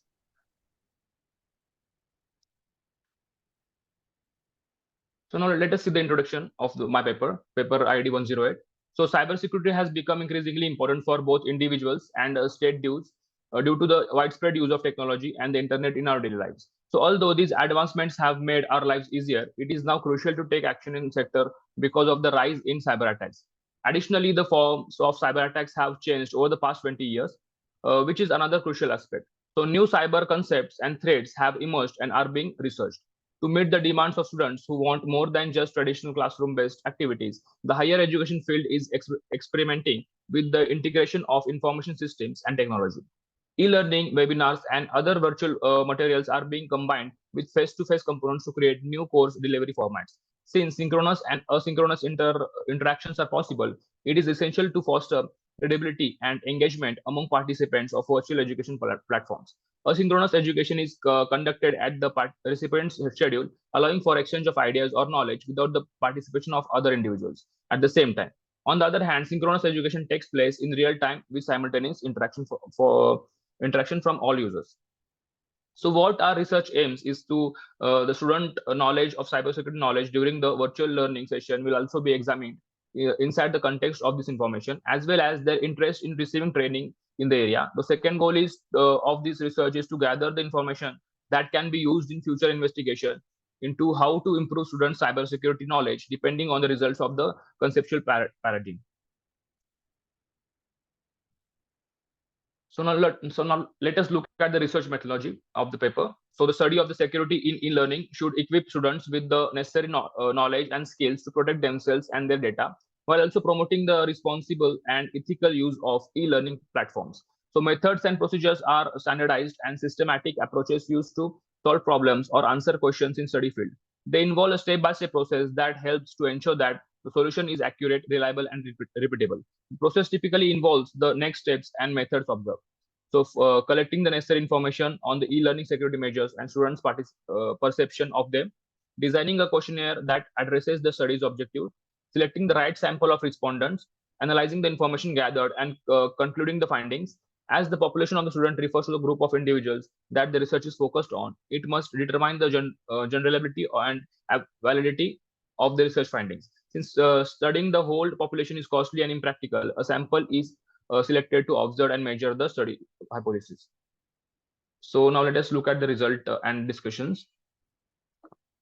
So gathering cybersecurity information is key factor in raising cybersecurity awareness. Therefore, this section presents various studies on students' cybersecurity expertise. According to figure 2, only 30.8% of students respondents were familiar with social engineering and phishing attacks. Additionally, only 12.9% of respondents claimed to have intermediate or better knowledge of HTTPS, encrypted connectivities, SSLS, and TLS principles. The study's findings show that greater than twice as many respondents have rarely aware of the terms social engineering and phishing as those who have both the requirements of understanding and scientific intricacies of cybersecurity and the legitimate aspect of cybercrimes must be understood. So the PRC data on vulnerabilities at US schools and universities from 2005 and 2009 was analyzed using comprehensive categorization of occurrences. The hacker instances are the most common. Authors identified unauthorized remote computer break-ins as falling under the hacker category. These incidents account for 38% of total 290 incidents that were documented. The researchers classified exposed as unprotected data that may be freely available that involves records revealed in emails, regular mails, online, and through disposals and stolen, which implies equipment theft as other frequent. So this is the pie chart which shows the understanding of students of different attacks. So the study findings show that the greater than twice as many respondents have rarely aware of the term social engineering and phishing as those who have. Both the requirements of understanding the scientific intricacies of cybersecurity and the legitimate aspect of cybercrimes must be understood. Individuals will behave more cautiously in this respect if they are aware that intending to breach the confidentiality of individual data through cyber attacks is illegal and that there are consequences. So this is the rate of the vulnerabilities of cyber attacks in mobile phones and in the notebooks. So in conclusion, we can say that the majority of participants lacked adequate awareness of internet use and cyber attacks. They were also found to possess technological knowledge on various topics such as whether the web page they accessed had security license and whether attackers could obtain their data by tricking them. After students receive introductory cybersecurity training, their knowledge levels can be reassessed as a pilot tool for further research. Through practice exercises where the impact of education can be investigated, cyber abilities can be evaluated. Similar research can potentially be conducted again with various demographics, such as students from different nations. This could clarify whether the issue of cybersecurity ignorance is one of the local or regional nature.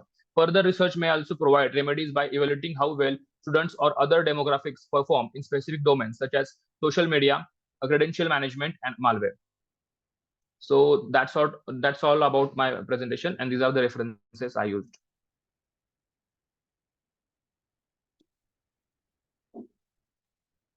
Thank you so much, sir, for your presentation.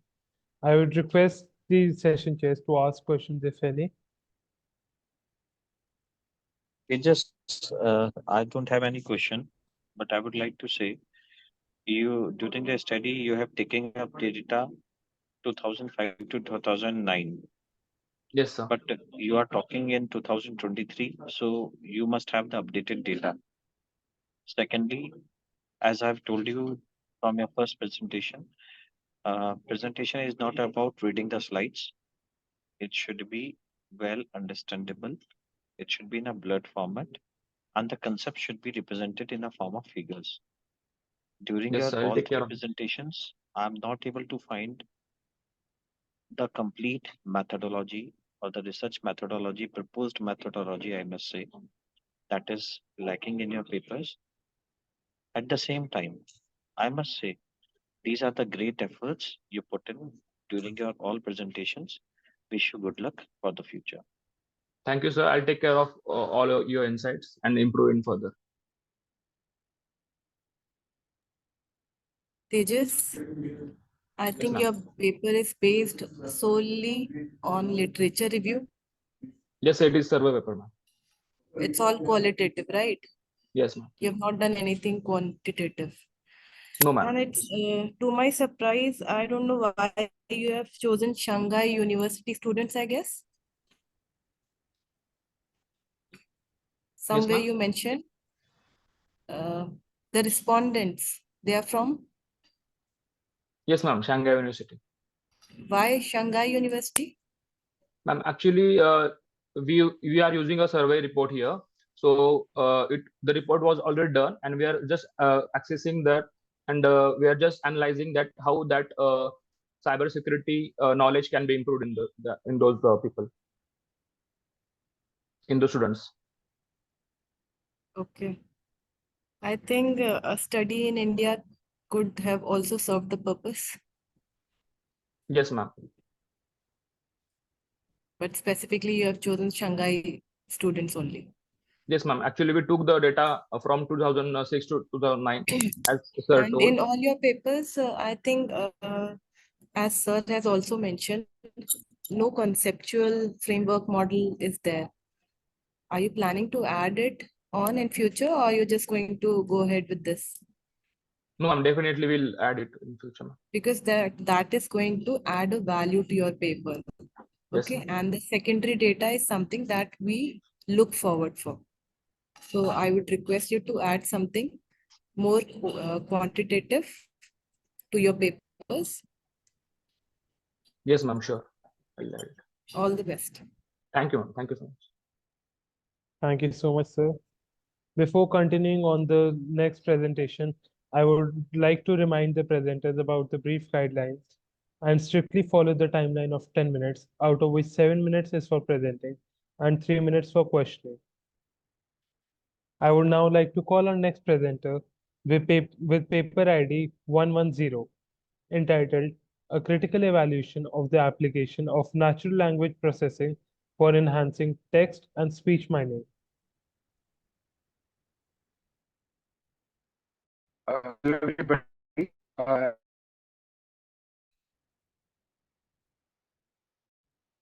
I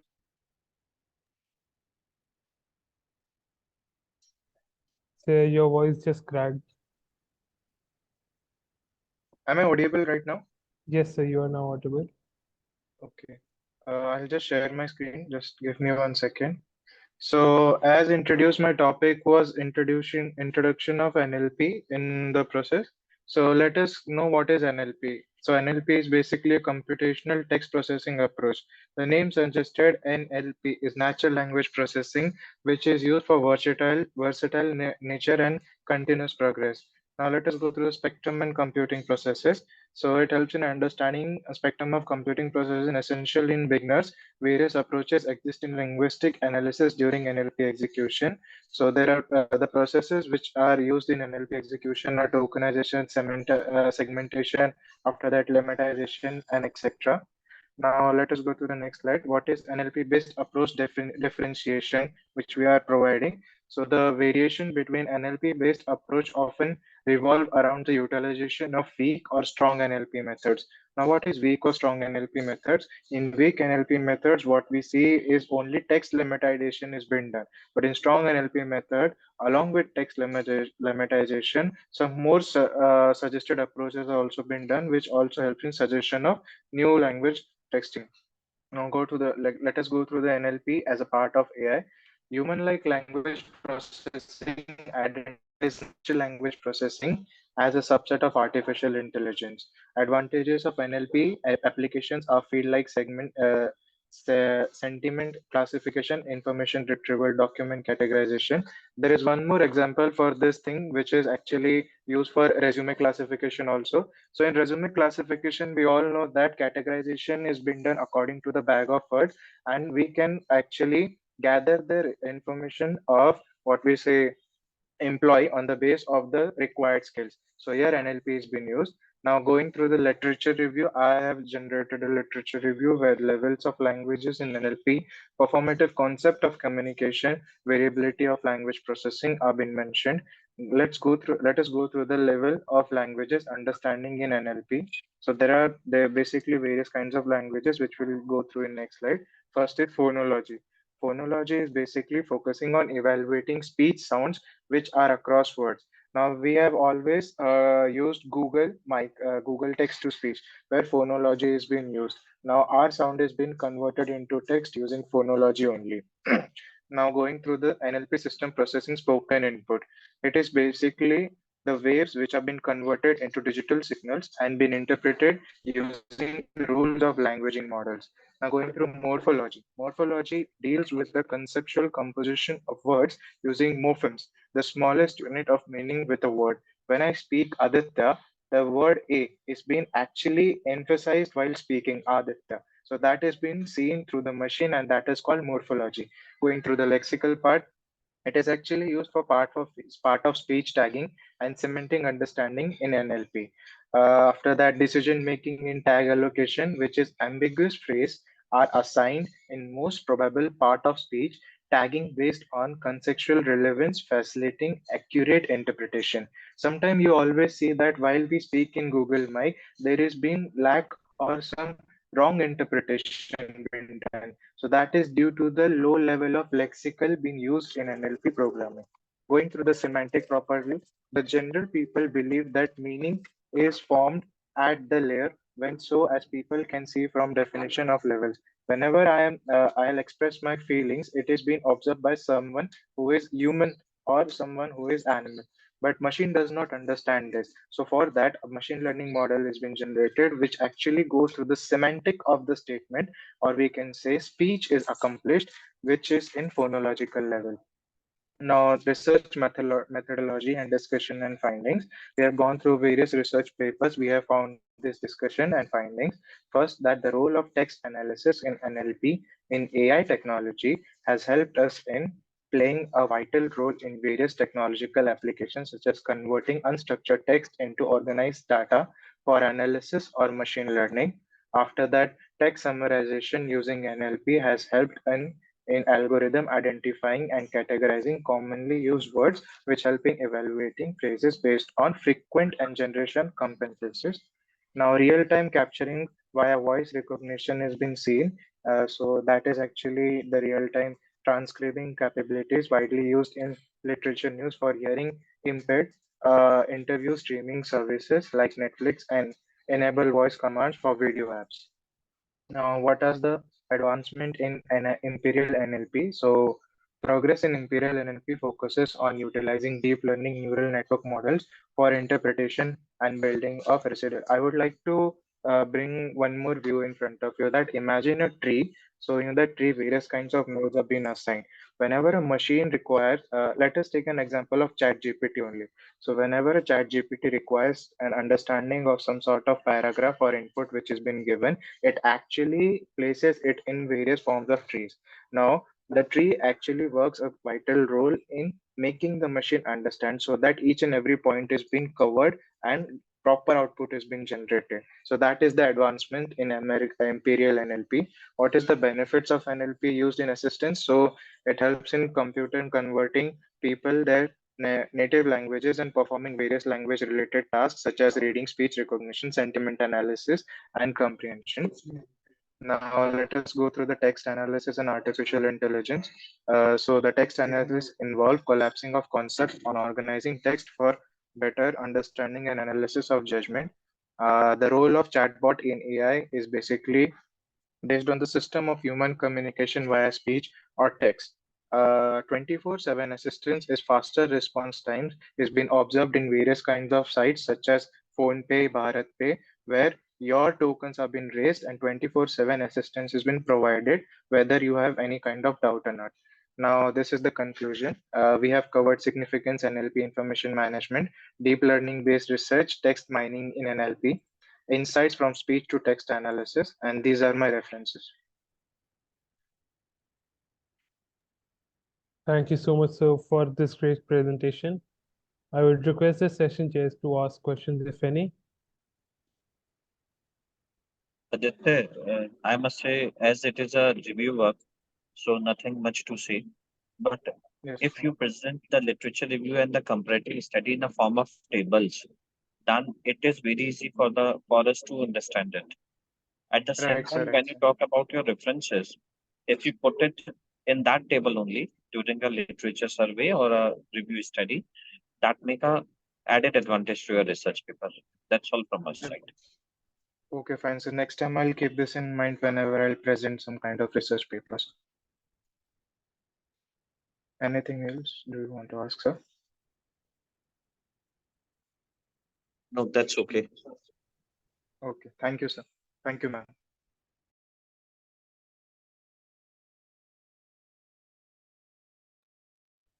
Now I would like to call our next presenter with paper ID 109 entitled A Comparative Analysis in Using Deep Learning Models which results in efficient image data augmentation.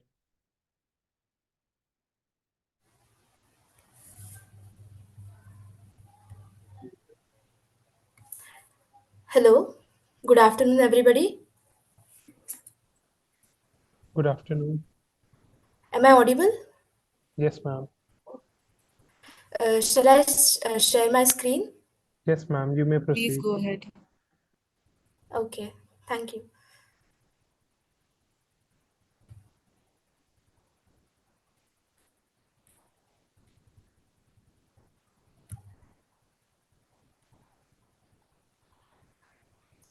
Is my screen visible?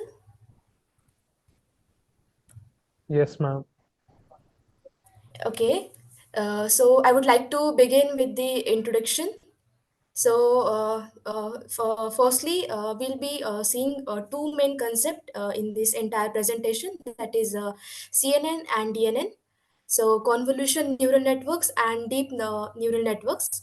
So, convolution neural networks have become the most often used method for image recognition and classification, which is due to the rapid increase in deep learning.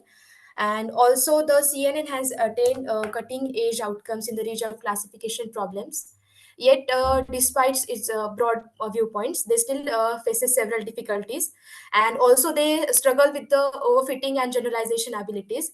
Lastly, but not least, avoiding the adversarial assaults that might devised, DNN is becoming a increasing issue for the researchers. And the most difficult issue is the lack of high quality data or an unequal distribution of the classes within the databases. So, background of the study. So the most successful DNNs, that is deep neural networks, these days are extremely massive, necessitating the great quantity of data, which might be difficult to come by in many circumstances. So VGG16 is one example, and it is a famous CNN design that consists of near about 16 layers of neurons and 138 million variables in aggregate. Furthermore, novel designs are frequently evaluated using ImageNet, a dataset containing over 1 million pictures divides into 1,000 non-overlapping classifications. And data augmentation and data synthesis are two approaches to coping with this issue. With the growth in the popularity of the CNNs, that is um there was a surge in focus on data augmentation. Traditional affine and elastic modifications are the most common and proved as successful contemporary methods for the data augmentation. And despite their numerous benefits, basic classical procedures are sometimes insufficient to dramatically enhance neural network accuracy or the fixed issue of overfitting. Furthermore, recent search on so-called adversarial assault on the CNNs has shown that deep neural networks may readily deceived into misclassifying pictures simply by performing partial rotations and image translations, introducing disturbance to the images and sometimes even modifying one carefully chosen one pixel in the image. Data augmentation is Data augmentation as well as the picture synthesis increases the data size marketing. It is more resilient and less prone to various adversarial assets. So basically, the motto of this is the image data augmentation. So basically, what is the image data augmentation? It is the process of new transform versions of the images from the given image data sets as it increases the diversity. And we data augmentation is a technique of artificially increasing the training set by creating a modified copies of data set. We all know that, and it includes minor changes in the data set, or we can say that it generates the new data point. And this is the role of image augmentation in the deep learning.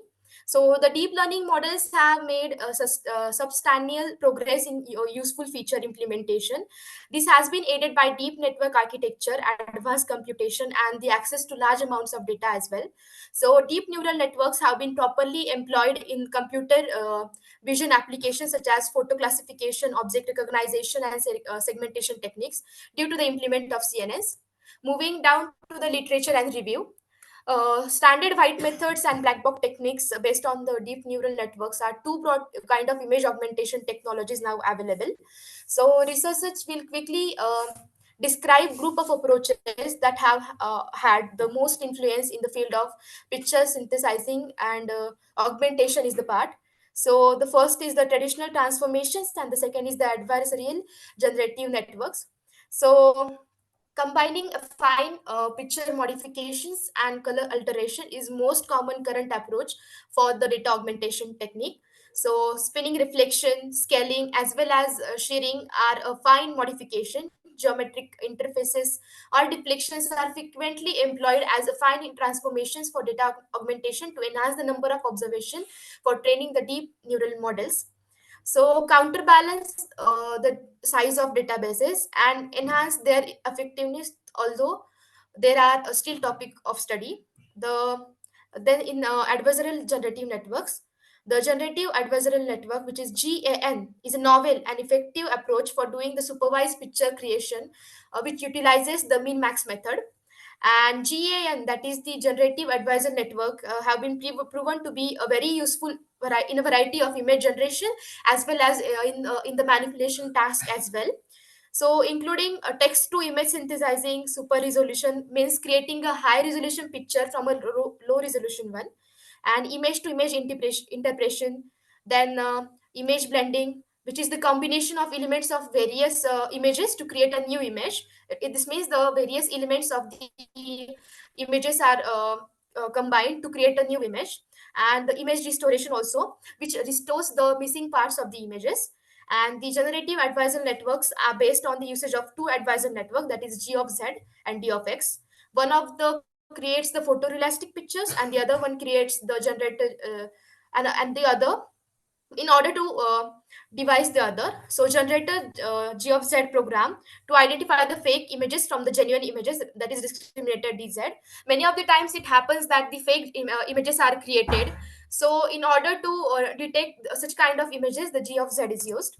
So then comes the texture transfer. The texture transfer purpose is to create a pattern from a texture source picture while keeping a semantic information of content source image under the control.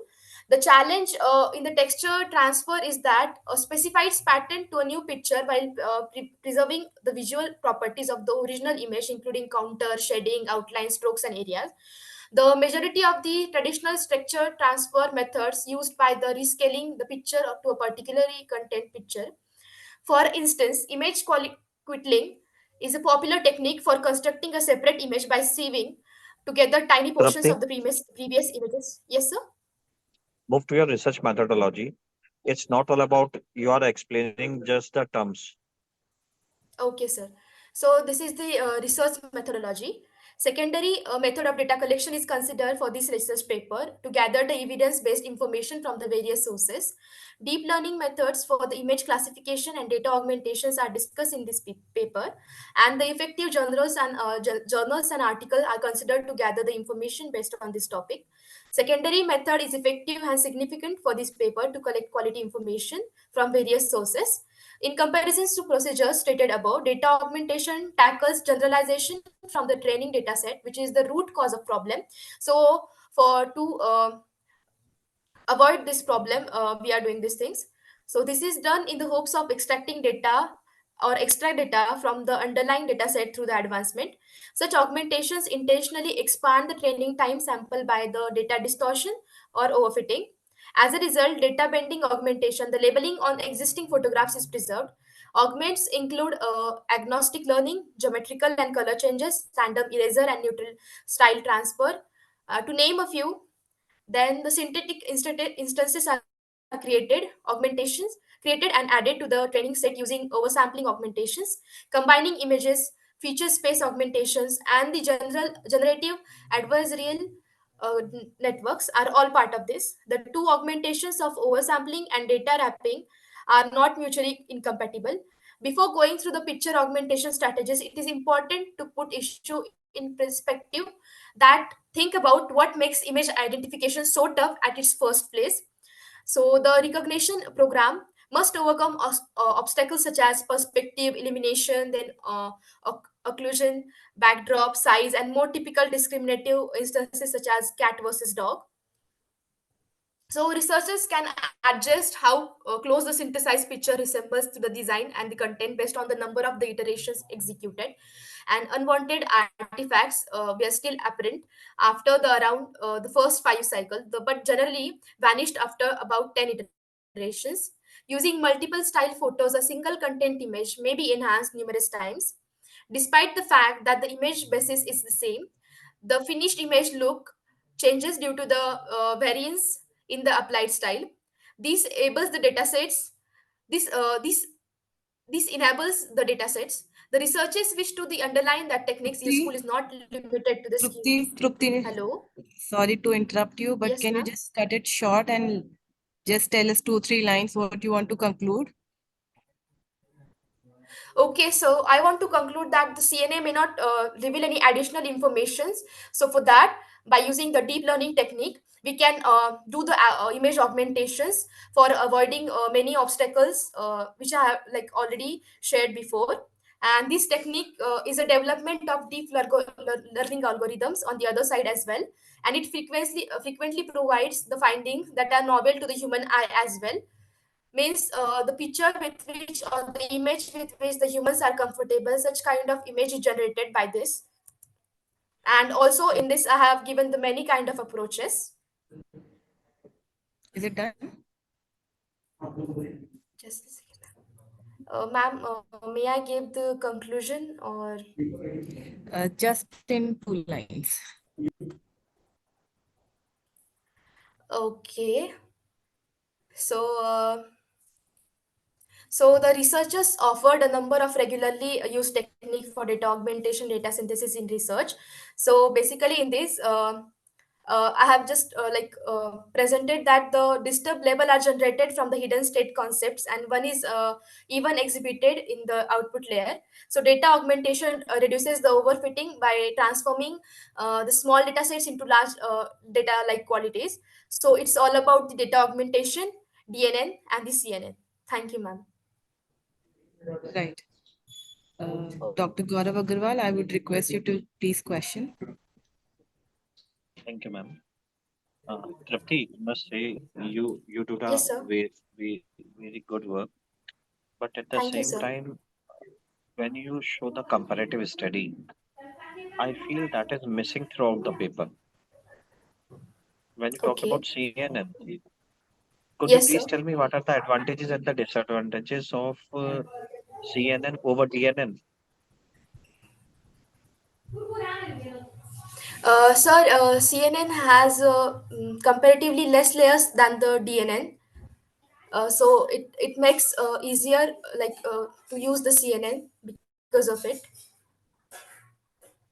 And in DNN, I can say that the disadvantages is that in DNN, as it is more deep, we can go thoroughly through it, while this thing is lagging in the CNN. Both are the parts of neural network, Yes, sir. right? Yes, sir. So I haven't studied that CNN is having less number of layers and DNN is more number of layers. Could you please tell me something about flatten that has been used on the CNN?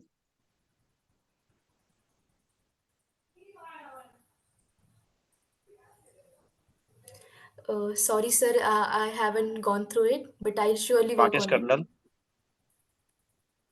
Sorry. What is kernel in CNN? Sorry, sir, can you repeat, please? Why kernel is used in CNN? Kernel. Yeah. Mm.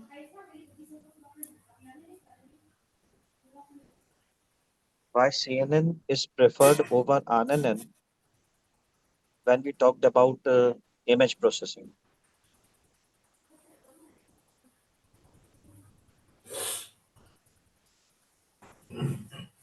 So because it includes convolution of the images. Okay, explain the term convolution. Uh, so convolution basically means It's okay, beta. That's okay. all from my side. Must say you did a very good work, but you need Thank to you, sir. study a lot when you Yes, sir. come for the Yes, sir. presentation. Thank you. Yes, sir. Yes, sir. Thank you so much, sir. Trupti, Yes, ma'am. beta, what was the title of your paper? Uh, Ma'am, it was related to image processing. I'm not asking to what it was related. I just want to know the exact title. No idea. No Actually, worries. ma'am, I have just See, helped. Yes, sir. we understand your anxiety, but it's good to prepare it well in hand, firstly. And as we're questioning you, and you were talking about the layers of CNN and GNN, more or less. So basically, on the basic level in deep learning, how many layers are there? Deep neural Uh, network, I would say. Deep neural network. Yes. See, this is the problem idea. So neural Yes, network ma'am. basically has three layers, just three Okay, ma'am. layers, right? Okay, ma'am. Yes, ma'am. Input, hidden, and output layer. So I would just recommend that just go through the basics first and then Okay, move on sure. to, I know the technologies are coming up, lots of technologies, so many, important words are floating all over the world, but it's important to know their relevance also, isn't it? Yes, yes, If you ma'am. don't know that and you're concluding it in your paper, it adds actually nothing. It gives you zero output, Yes, right? ma'am. So, good effort. You tried. Just go through it once because Yes, ma'am. this is Sure. going to add to your knowledge only, right? Yes, ma'am. Yes, yes, yes. Hope to Sure, see a ma'am. I'll work on it. good work from you in Thank you, future. ma'am. Yes, ma'am. All the best. Thank you so much, ma'am. Thank you so much. Now I would like to call our next presenter with paper ID 111 entitled Implementation of Internet of Things Framework for Governing Modern Cyber Attacks in Computer Networks.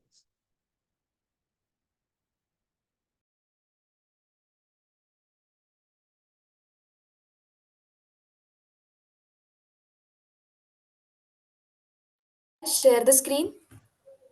Trupti, just to confirm, you are presenting paper ID with 111. Yes, sir. Okay, share your screen.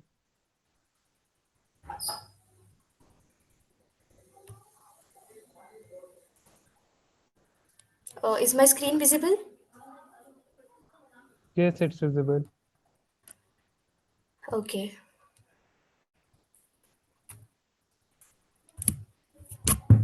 So the title of my presentation is Survey on the Framework for Governing Modern Cyber Attacks in the Trupti, Computer just wait. Network. Okay. Ma'am, kindly confirm the title. Paper ID is Drupti 111. 111. Yes, What's the ma'am. title, my dear? Survey on Framework for Governing Network Modern Cyber Attacks in Computer Network. No, no, no. Yeah, I it's think, okay. Ma'am, sir, the she has problem not is, written the yes, starting implementation yes. of IoT. So that's the It's okay. problem. They have presented it somewhere else and they've not edited it. Right. Okay, go ahead with it, Trupti. No worries. Okay.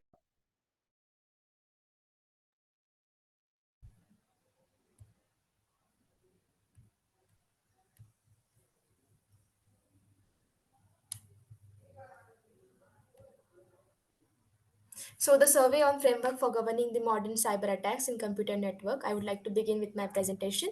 So the contents of my presentation are abstract introduction, methodology, which includes artificial intelligence, machine learning, AI comes to rescue, limitations of AI in cybersecurity, etc. So, firstly, I would like to introduce the term cybersecurity, which was coined by Baum Thomas. There's a tremendous growth in technology, it changing the world from the last few decades, and the main agenda of cyber attacks was to disable the other systems or to steal the important data from the organizations. And we know that it regularly happens these days. And the traditional methods of the cybersecurity were not such much relevant. So in late 1890s, the concept of the artificial intelligence combined with the cybersecurity came into existence, and then the machine learning and the deep learning concepts made the machine able to detect the threats. So these are the types of the cybersecurity threats, which includes malwares, phishing, spear phishing, then man-in-middle attack, SQL injection, zero-day exploit, and ransomware. So the methodology is that includes the artificial intelligence and machine learning. The term artificial intelligence was coined by John McCarthy in the year 1956, and the AI uses the complex mathematical logic to make machines think. AI is not only to understand and learn about, but it also responds as per its intelligence. AI works in the three-step by manner, which is the assisted intelligence, augmented intelligence, autonomous intelligence. Machine learning is the property of a machine learning learn things without expecting programming. So the various patterns are served to the machine to learn and understand them. To teach the machine the maximum number of things, we need to serve a big amount of data. And this is these here are the types of ML algorithms, that is machine learning algorithms: supervised learning, unsupervised learning, reinforcement learning. So AI comes to rescue. Traditional methods make more time. When the similar threats arrives, AI can easily detect it and take an action. So how does the AI work in the cybersecurity? So basically, there is a software exploitation, malware identification, phishing attack detection, and intrusion detection. So there are some limitations of the AI in the cybersecurity. If malware is totally new, then AI can never detect it, because AI work on the data which has been provided to it. So AI is a weapon created for the safety itself and can be used as a destroyer as well. So AI is better, but the small organizations are not able to afford it. So here's the conclusion of my presentation. So the impacts of artificial intelligence on the industry includes benefits as well as the limitations. So AI is definitely a boon for today's world rather than its limitations. So the concepts of the TL and ML, that is data learning and machine learning, are making the artificial intelligence to the next level. And human needs so much time to detect the threat, but AI can easily detect it and take action on it quickly. So computer scientists need to work on the limitations, and the need of the human cannot be avoided. So here are the references which I have used for this presentation. Thank you.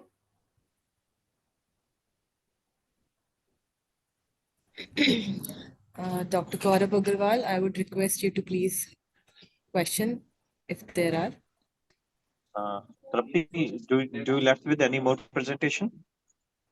No, sir. Okay. Beta, I again suggest you only a few things. You did a very good job in this paper also. But Thank you, when sir. you talk about research methodology, it's not about discussing the complete technique. As you have said, AI. AI is a complete domain itself. You have to select something from it and move ahead with that, Yes, sir. right? And always show your research methodology in a form of a diagram, right? Okay, sir. Sure, sir. I'll That's work all on I it. can Yes, sir. suggest to you. But I feel you are presenting the paper at the first time. Yes, sir. If so, I must say a very good work, a very good presentation. Wish you good luck for your future. Thank you so much, sir. Trupti, just Yes, came to ma'am. know that you are presenting for the first time. Yes, ma'am. Okay, so it takes a great, courage to come up with the presentations. So good work, but few suggestions that don't read from the lines that you have written on the slides. Better Okay, ma'am. just uh, prepare 4-5 lines as a gist of that slide and then present it. And most importantly, select the topic that you are comfortable in, okay, and which is of your interest, right? Yes, ma'am. I am assuming that you're aware about the algorithm that you were talking about, supervised, unsupervised, and reinforcement. Are you aware about that? What is the difference between the three? What does reinforcement mean? No, ma'am. Like I just gone through it now itself. Okay, so I think it's somebody else's presentation handed over to you at the last hour, right? Yes, ma'am. You just go through it once. It's Yes, surely very ma'am. interesting. Okay, all the Yes, best, dear. ma'am. Sure. Thank you so much, ma'am. Thank you so much. Now I would like to call our next presenter with paper ID 120 entitled Tuning Governance Settings to Minimize Unwanted Movements Due to System Frequency Fluctuations Caused Mainly by Non-Conventional Renewable Integration, a case study on the Sri Lankan power system.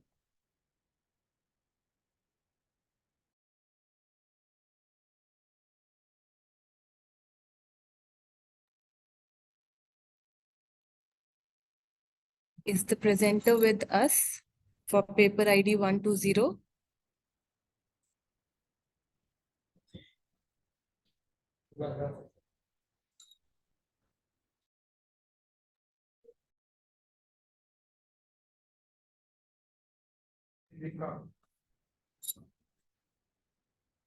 Is Miss Sachini with us? No? Sir, can we move ahead with the other presenter? For sure, ma'am. Continuing with our next presentation, I would like to call our next presenter with paper ID 122 entitled IoT-based monitoring model to identifying and classifying the grading of fruits and vegetables.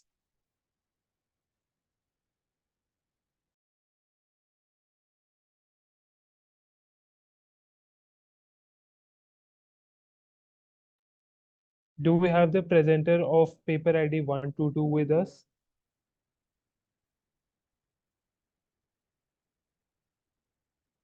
So can we proceed with the further papers? Yeah, please. Next calling I would now like to call the presenter for paper ID 124 entitled Analysis of the Cloud's Performance in Mobile Cloud Computing, MCC.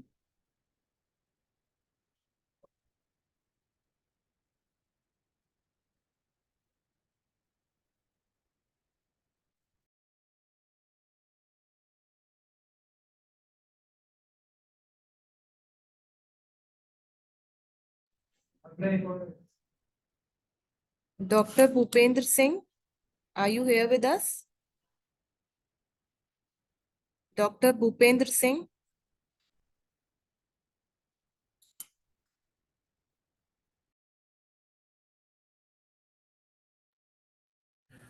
Hello, good morning, ma'am. Good afternoon, Can you hear sir. me? Yes, sir. Yeah. I just wanted to know if you would like to take the opportunity to present your paper. No, ma'am, I'm not presenting any paper. I'm from Dubai campus, MIT. Okay, okay. Okay, Okay. so Good to know that, sir. thank you, ma'am. Okay, sir. Now I would like to call the presenter for paper ID 277 entitled Machine and Deep Learning Classifications for IoT Enabled Healthcare Devices.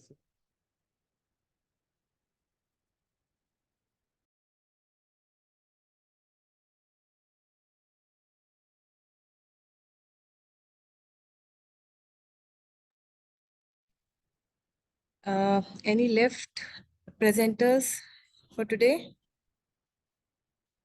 Prashant Yadav, Prathamesh Bankar, are you there?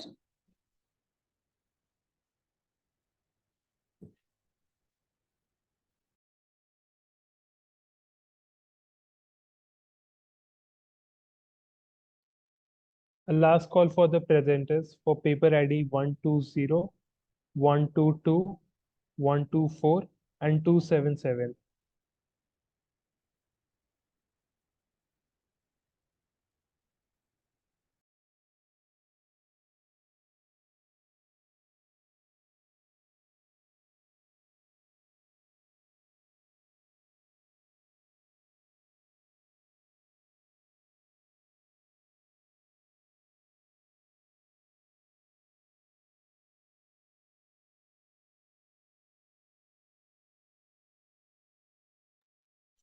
I would request the session chairs to just wait for 2 to 5 minutes.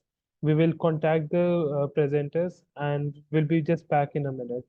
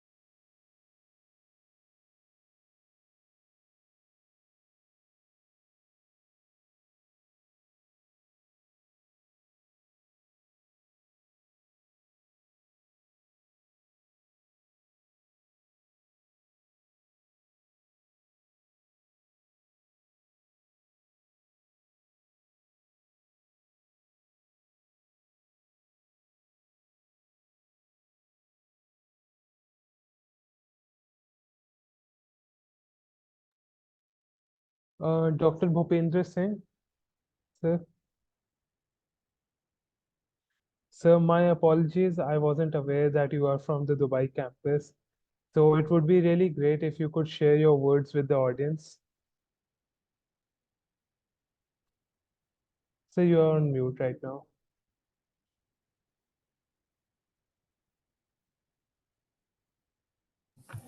It was very nice. Actually, I have gone through I was listening all the participants and the feedback given by the chair and the co-chair, Dr. Anamika Singh.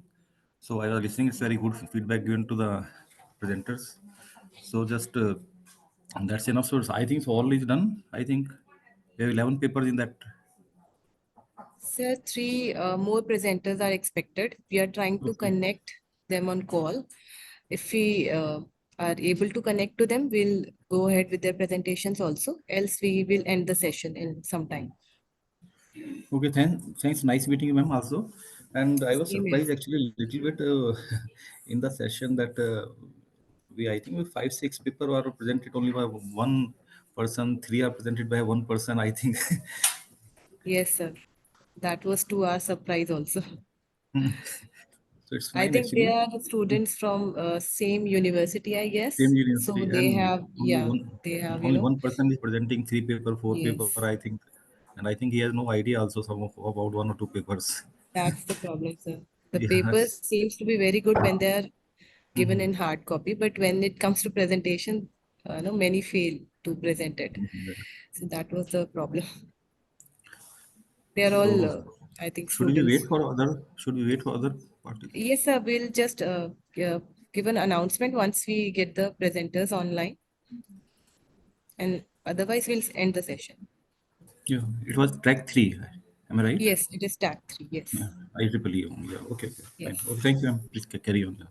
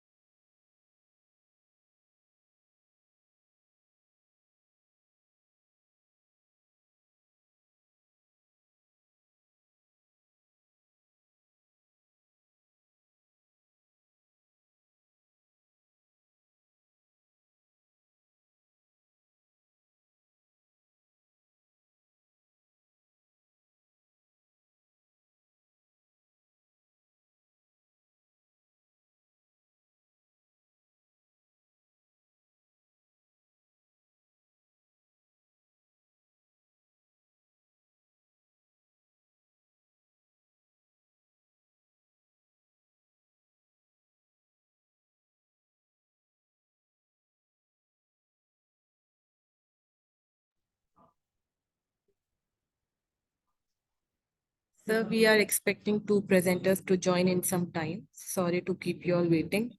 No, ma'am, it's perfectly fine. I'm a mayor only.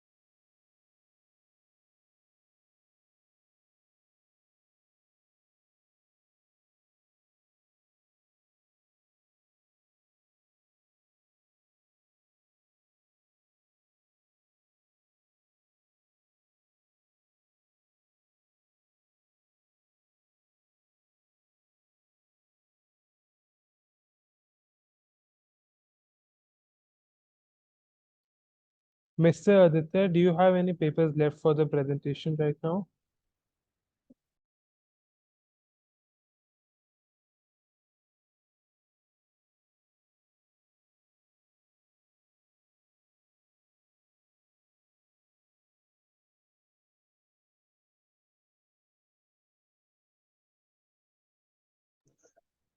Sir, can you just confirm with your paper ID? Yeah, hello. Is this track 3? My paper ID is Yes. 124. Yes, 124. Aditya, Okay, sir. Am I audible properly?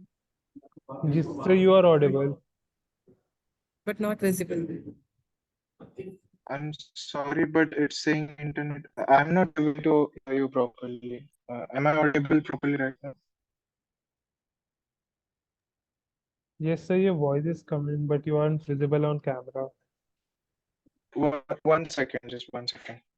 So paper ID is 124. Sorry for the delay. I was in some another track, so please forgive me for that.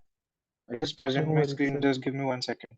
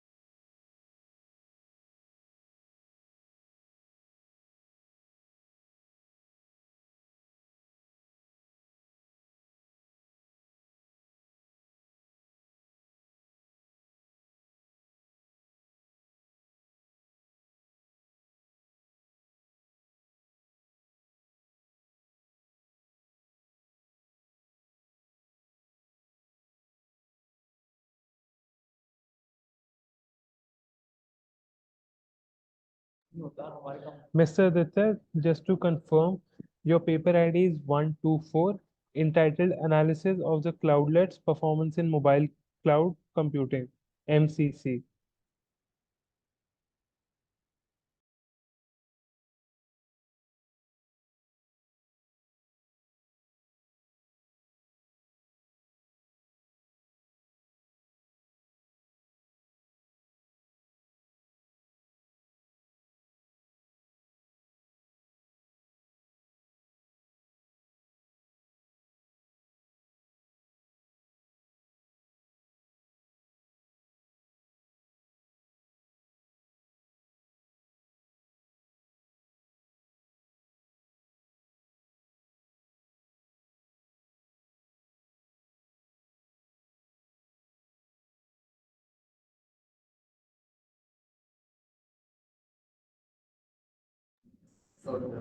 Aditya Sakure,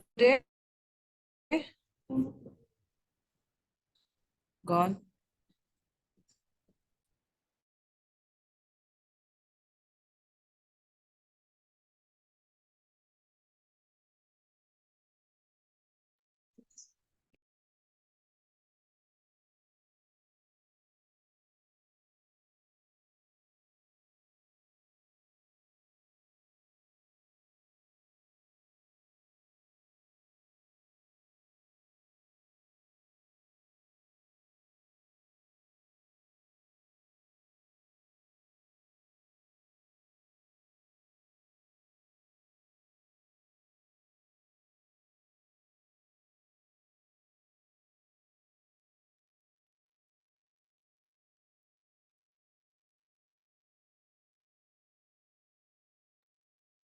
Yes, Aditya, you can start with your presentation.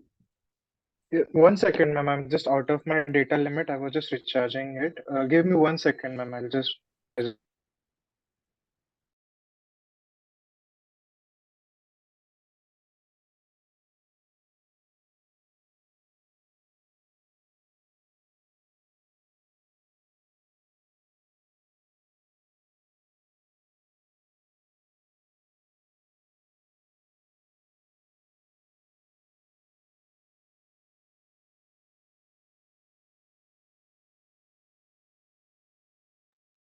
Yeah, sorry for the delay. I'm extremely sorry for inconvenience. I'll just share my screen. 1 second. So, good afternoon, everybody. My paper ID is 124, and the topic of my paper is analysis of cloudlet's performance using machine learning with cloud management system. So, the topic which we are going, the things which we are going to cover in this presentation are problem statement, scope and objective, abstract. So since there is less time, I'll just go through the overview of this presentation. Uh, what is the problem statement? So it is to prepare an approximate billing for a client with respect to the usage and service in ETL process. The scope of a project is designing and defining a data integration and transformation logic, including different load logistic, increment or full. After that, as you can see in this slide, there are various scopes mentioned over here. One of them is calculating total billing for Azure services and optimizing client Azure cost to help meet client financial objectives. And 1 second. Yeah. So these are the objectives to extract data from variety of sources, including non-premises, databases, cloud-based data stores, and files of various formats, and optimize client Azure cost to help meet client financial objectives. Abstract is Azure cost management is an emerging and challenging issue. So increasing number of business are moving their on-demand computation workloads and public clouds, although the business model of pay as you use, which is being seen in Azure and various cloud services, in many public cloud provides a customer till usually pay much more than that what they actually are using. Suppose if I want to buy a Azure cloud service, then there is a standard cost, and after that, the more resource you use, then all this thing is basically costing the customer more. So what we are doing, this is the literature survey. We have referred some papers like author Prakash Marden has given a paper, Learning Based on Cost Management System for Cloud Computing. So what they have described that cloud cost management system, which is able to automatically monitor customer public cloud environment and track the changes of cloud resource efficiency and cost saving. So they have given, the paper was released in 2018. They have given some suggestion to modify this point where the automated cost is being predicted. So the system requirement and hardware requirement for our project is first is operating system, processor of 86 and power PC, memory at least 4 GB available with running Azure Data Factory. Of course, we want to measure the Azure Data Factory cost also. So tools, these are the tools which we are going to use: Azure Data Factory, Azure Data Lake Storage, SQL Server, and methodology would be ETL process, which is extract, transform, and load. So this is the architecture of our project, which is source data would be gathered from SQL, some sheets or online data sources. This will be ingested and copied to the Azure Data Factory. Now all the database and files would be separated and the process would be measured in Azure Data Factory and staged and persist where model data warehouse is there. The cost would be estimated. This is the use case diagram where data engineer and client are interacting with each other. Data engineer will of course go through various processes like big data sources, extract data, etc. And the client will actually go through the report where he can get his cost and he can also get the all estimated things which have been used. So this is the class diagram. We are using transform, load, data sync, and data store classes. After that, this is the sequence diagram where interaction between all the classes has been shown over here, where install data, read data, clean data are the processes which we are going through. This is the deployment diagram where with the internet connection with the installed software in our device, the cloud interaction is being managed and been reported with the help of user. Now this is the activity diagram. In this activity diagram, first of all, it will start and trigger a pipeline. Now, after the triggering, monitoring of pipeline is being generated. If success has been seen, then it will send a mail for success pipeline execution. If not, then send a mail for pipeline failure. After that, find the cause of the failure and return the failure from the activity. All this process after being converted, it will generate a Power BI report where we can calculate the uses of Azure services billing and update the client once report is ready. So this is the component diagram. Data flow diagram, how the data would be flowed is data would be given from data source, which would be input in our device. With the help of ETL process, it will be sent to data warehouse, and the output is given to the report in the form of report. These are the requirements which I mentioned. So validation requirements, data factory monitor, ability to monitor status of pipeline triggers can be used in run failed pipelines. It also has the ability to send alerts from base level matrices, and pipeline runs are stored only for 45 days. That is the limit for our storage. So these are the functional requirements: ability to extract data from variety of sources, ability to transform and extract with the help with some techniques such as data cleansing, data enrichment, and data aggregation. The ability to calculate total billing of Azure service is also functional requirement of a project. Non-functional requirement. I'm having total 30 slides, so I'll just skip this slide for now. Sample example for pricing. So sample example could be such as I'm using Amazon S3 service, which is linked with my device. Now the input data set has been given where the all services are being mentioned. All the activities is been copied and the output is generated in Power BI report with as an output data set, and that has been sent to the Azure storage. Now all the data means all the consumption of my resources is being monitored, and that can be seen. Cost estimation is done through run pipeline, copy data assumption, DUI, hours per execution, and 8 executions per day for 30 days has been limited for this. This is the pricing calculator example. We have generated GUI, or you can say this is the Azure integration, and the service has been mentioned. You can see that for 480 or 0.25 per hour is being costed. And as you can see, if you are just working for 50 to 20 minutes, so according to that, 120 rupees would be deducted from your account. So that is our approach, and this is the conclusion that we are successfully making a ETL pipeline to extract and transform data load. We will use pricing calculator to calculate total billing for usage of Azure services. These are our references. We have used a reference paper, Learn-Based Cost Management System for Cloud, which was published in 2018. And these are the Microsoft service links, which we have done. Thank you. Any questions? Sir? Thank you so much, sir, for your presentation. I would request the session chairs to ask questions, if any, and proceed with and conclude with the marking the judgment sheet. Aditya, your presentation is really good. I would like to know about what is the difference between ETL and ELT. ETL, sir, I have just specified in this my presentation. So I just know about ETL. I don't know about ELT. So ETL is extract, transform, and load. This is transform. Yes, sir. So it is a methodology where we will extract the data from the server. We will transform it and load it into the Azure. Have you tried ELT? Yes, sir.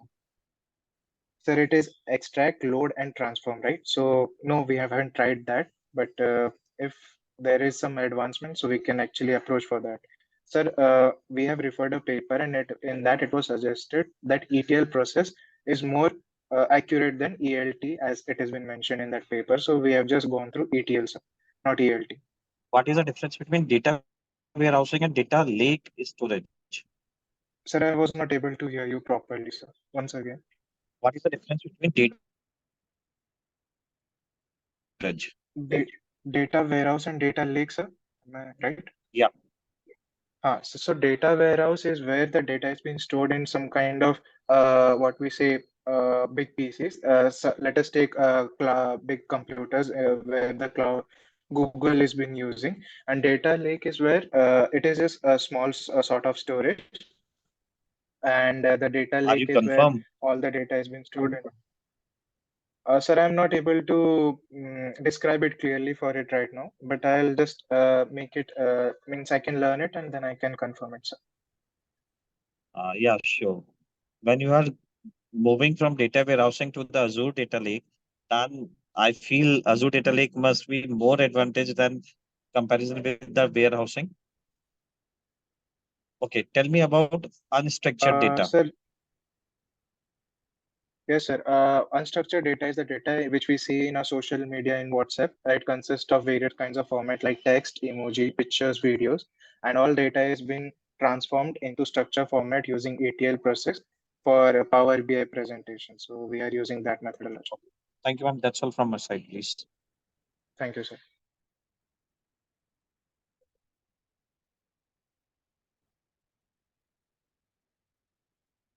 Shall I end the presentation? Thank you so much, sir. Yes. Okay. Thank you very much, ma'am and sir.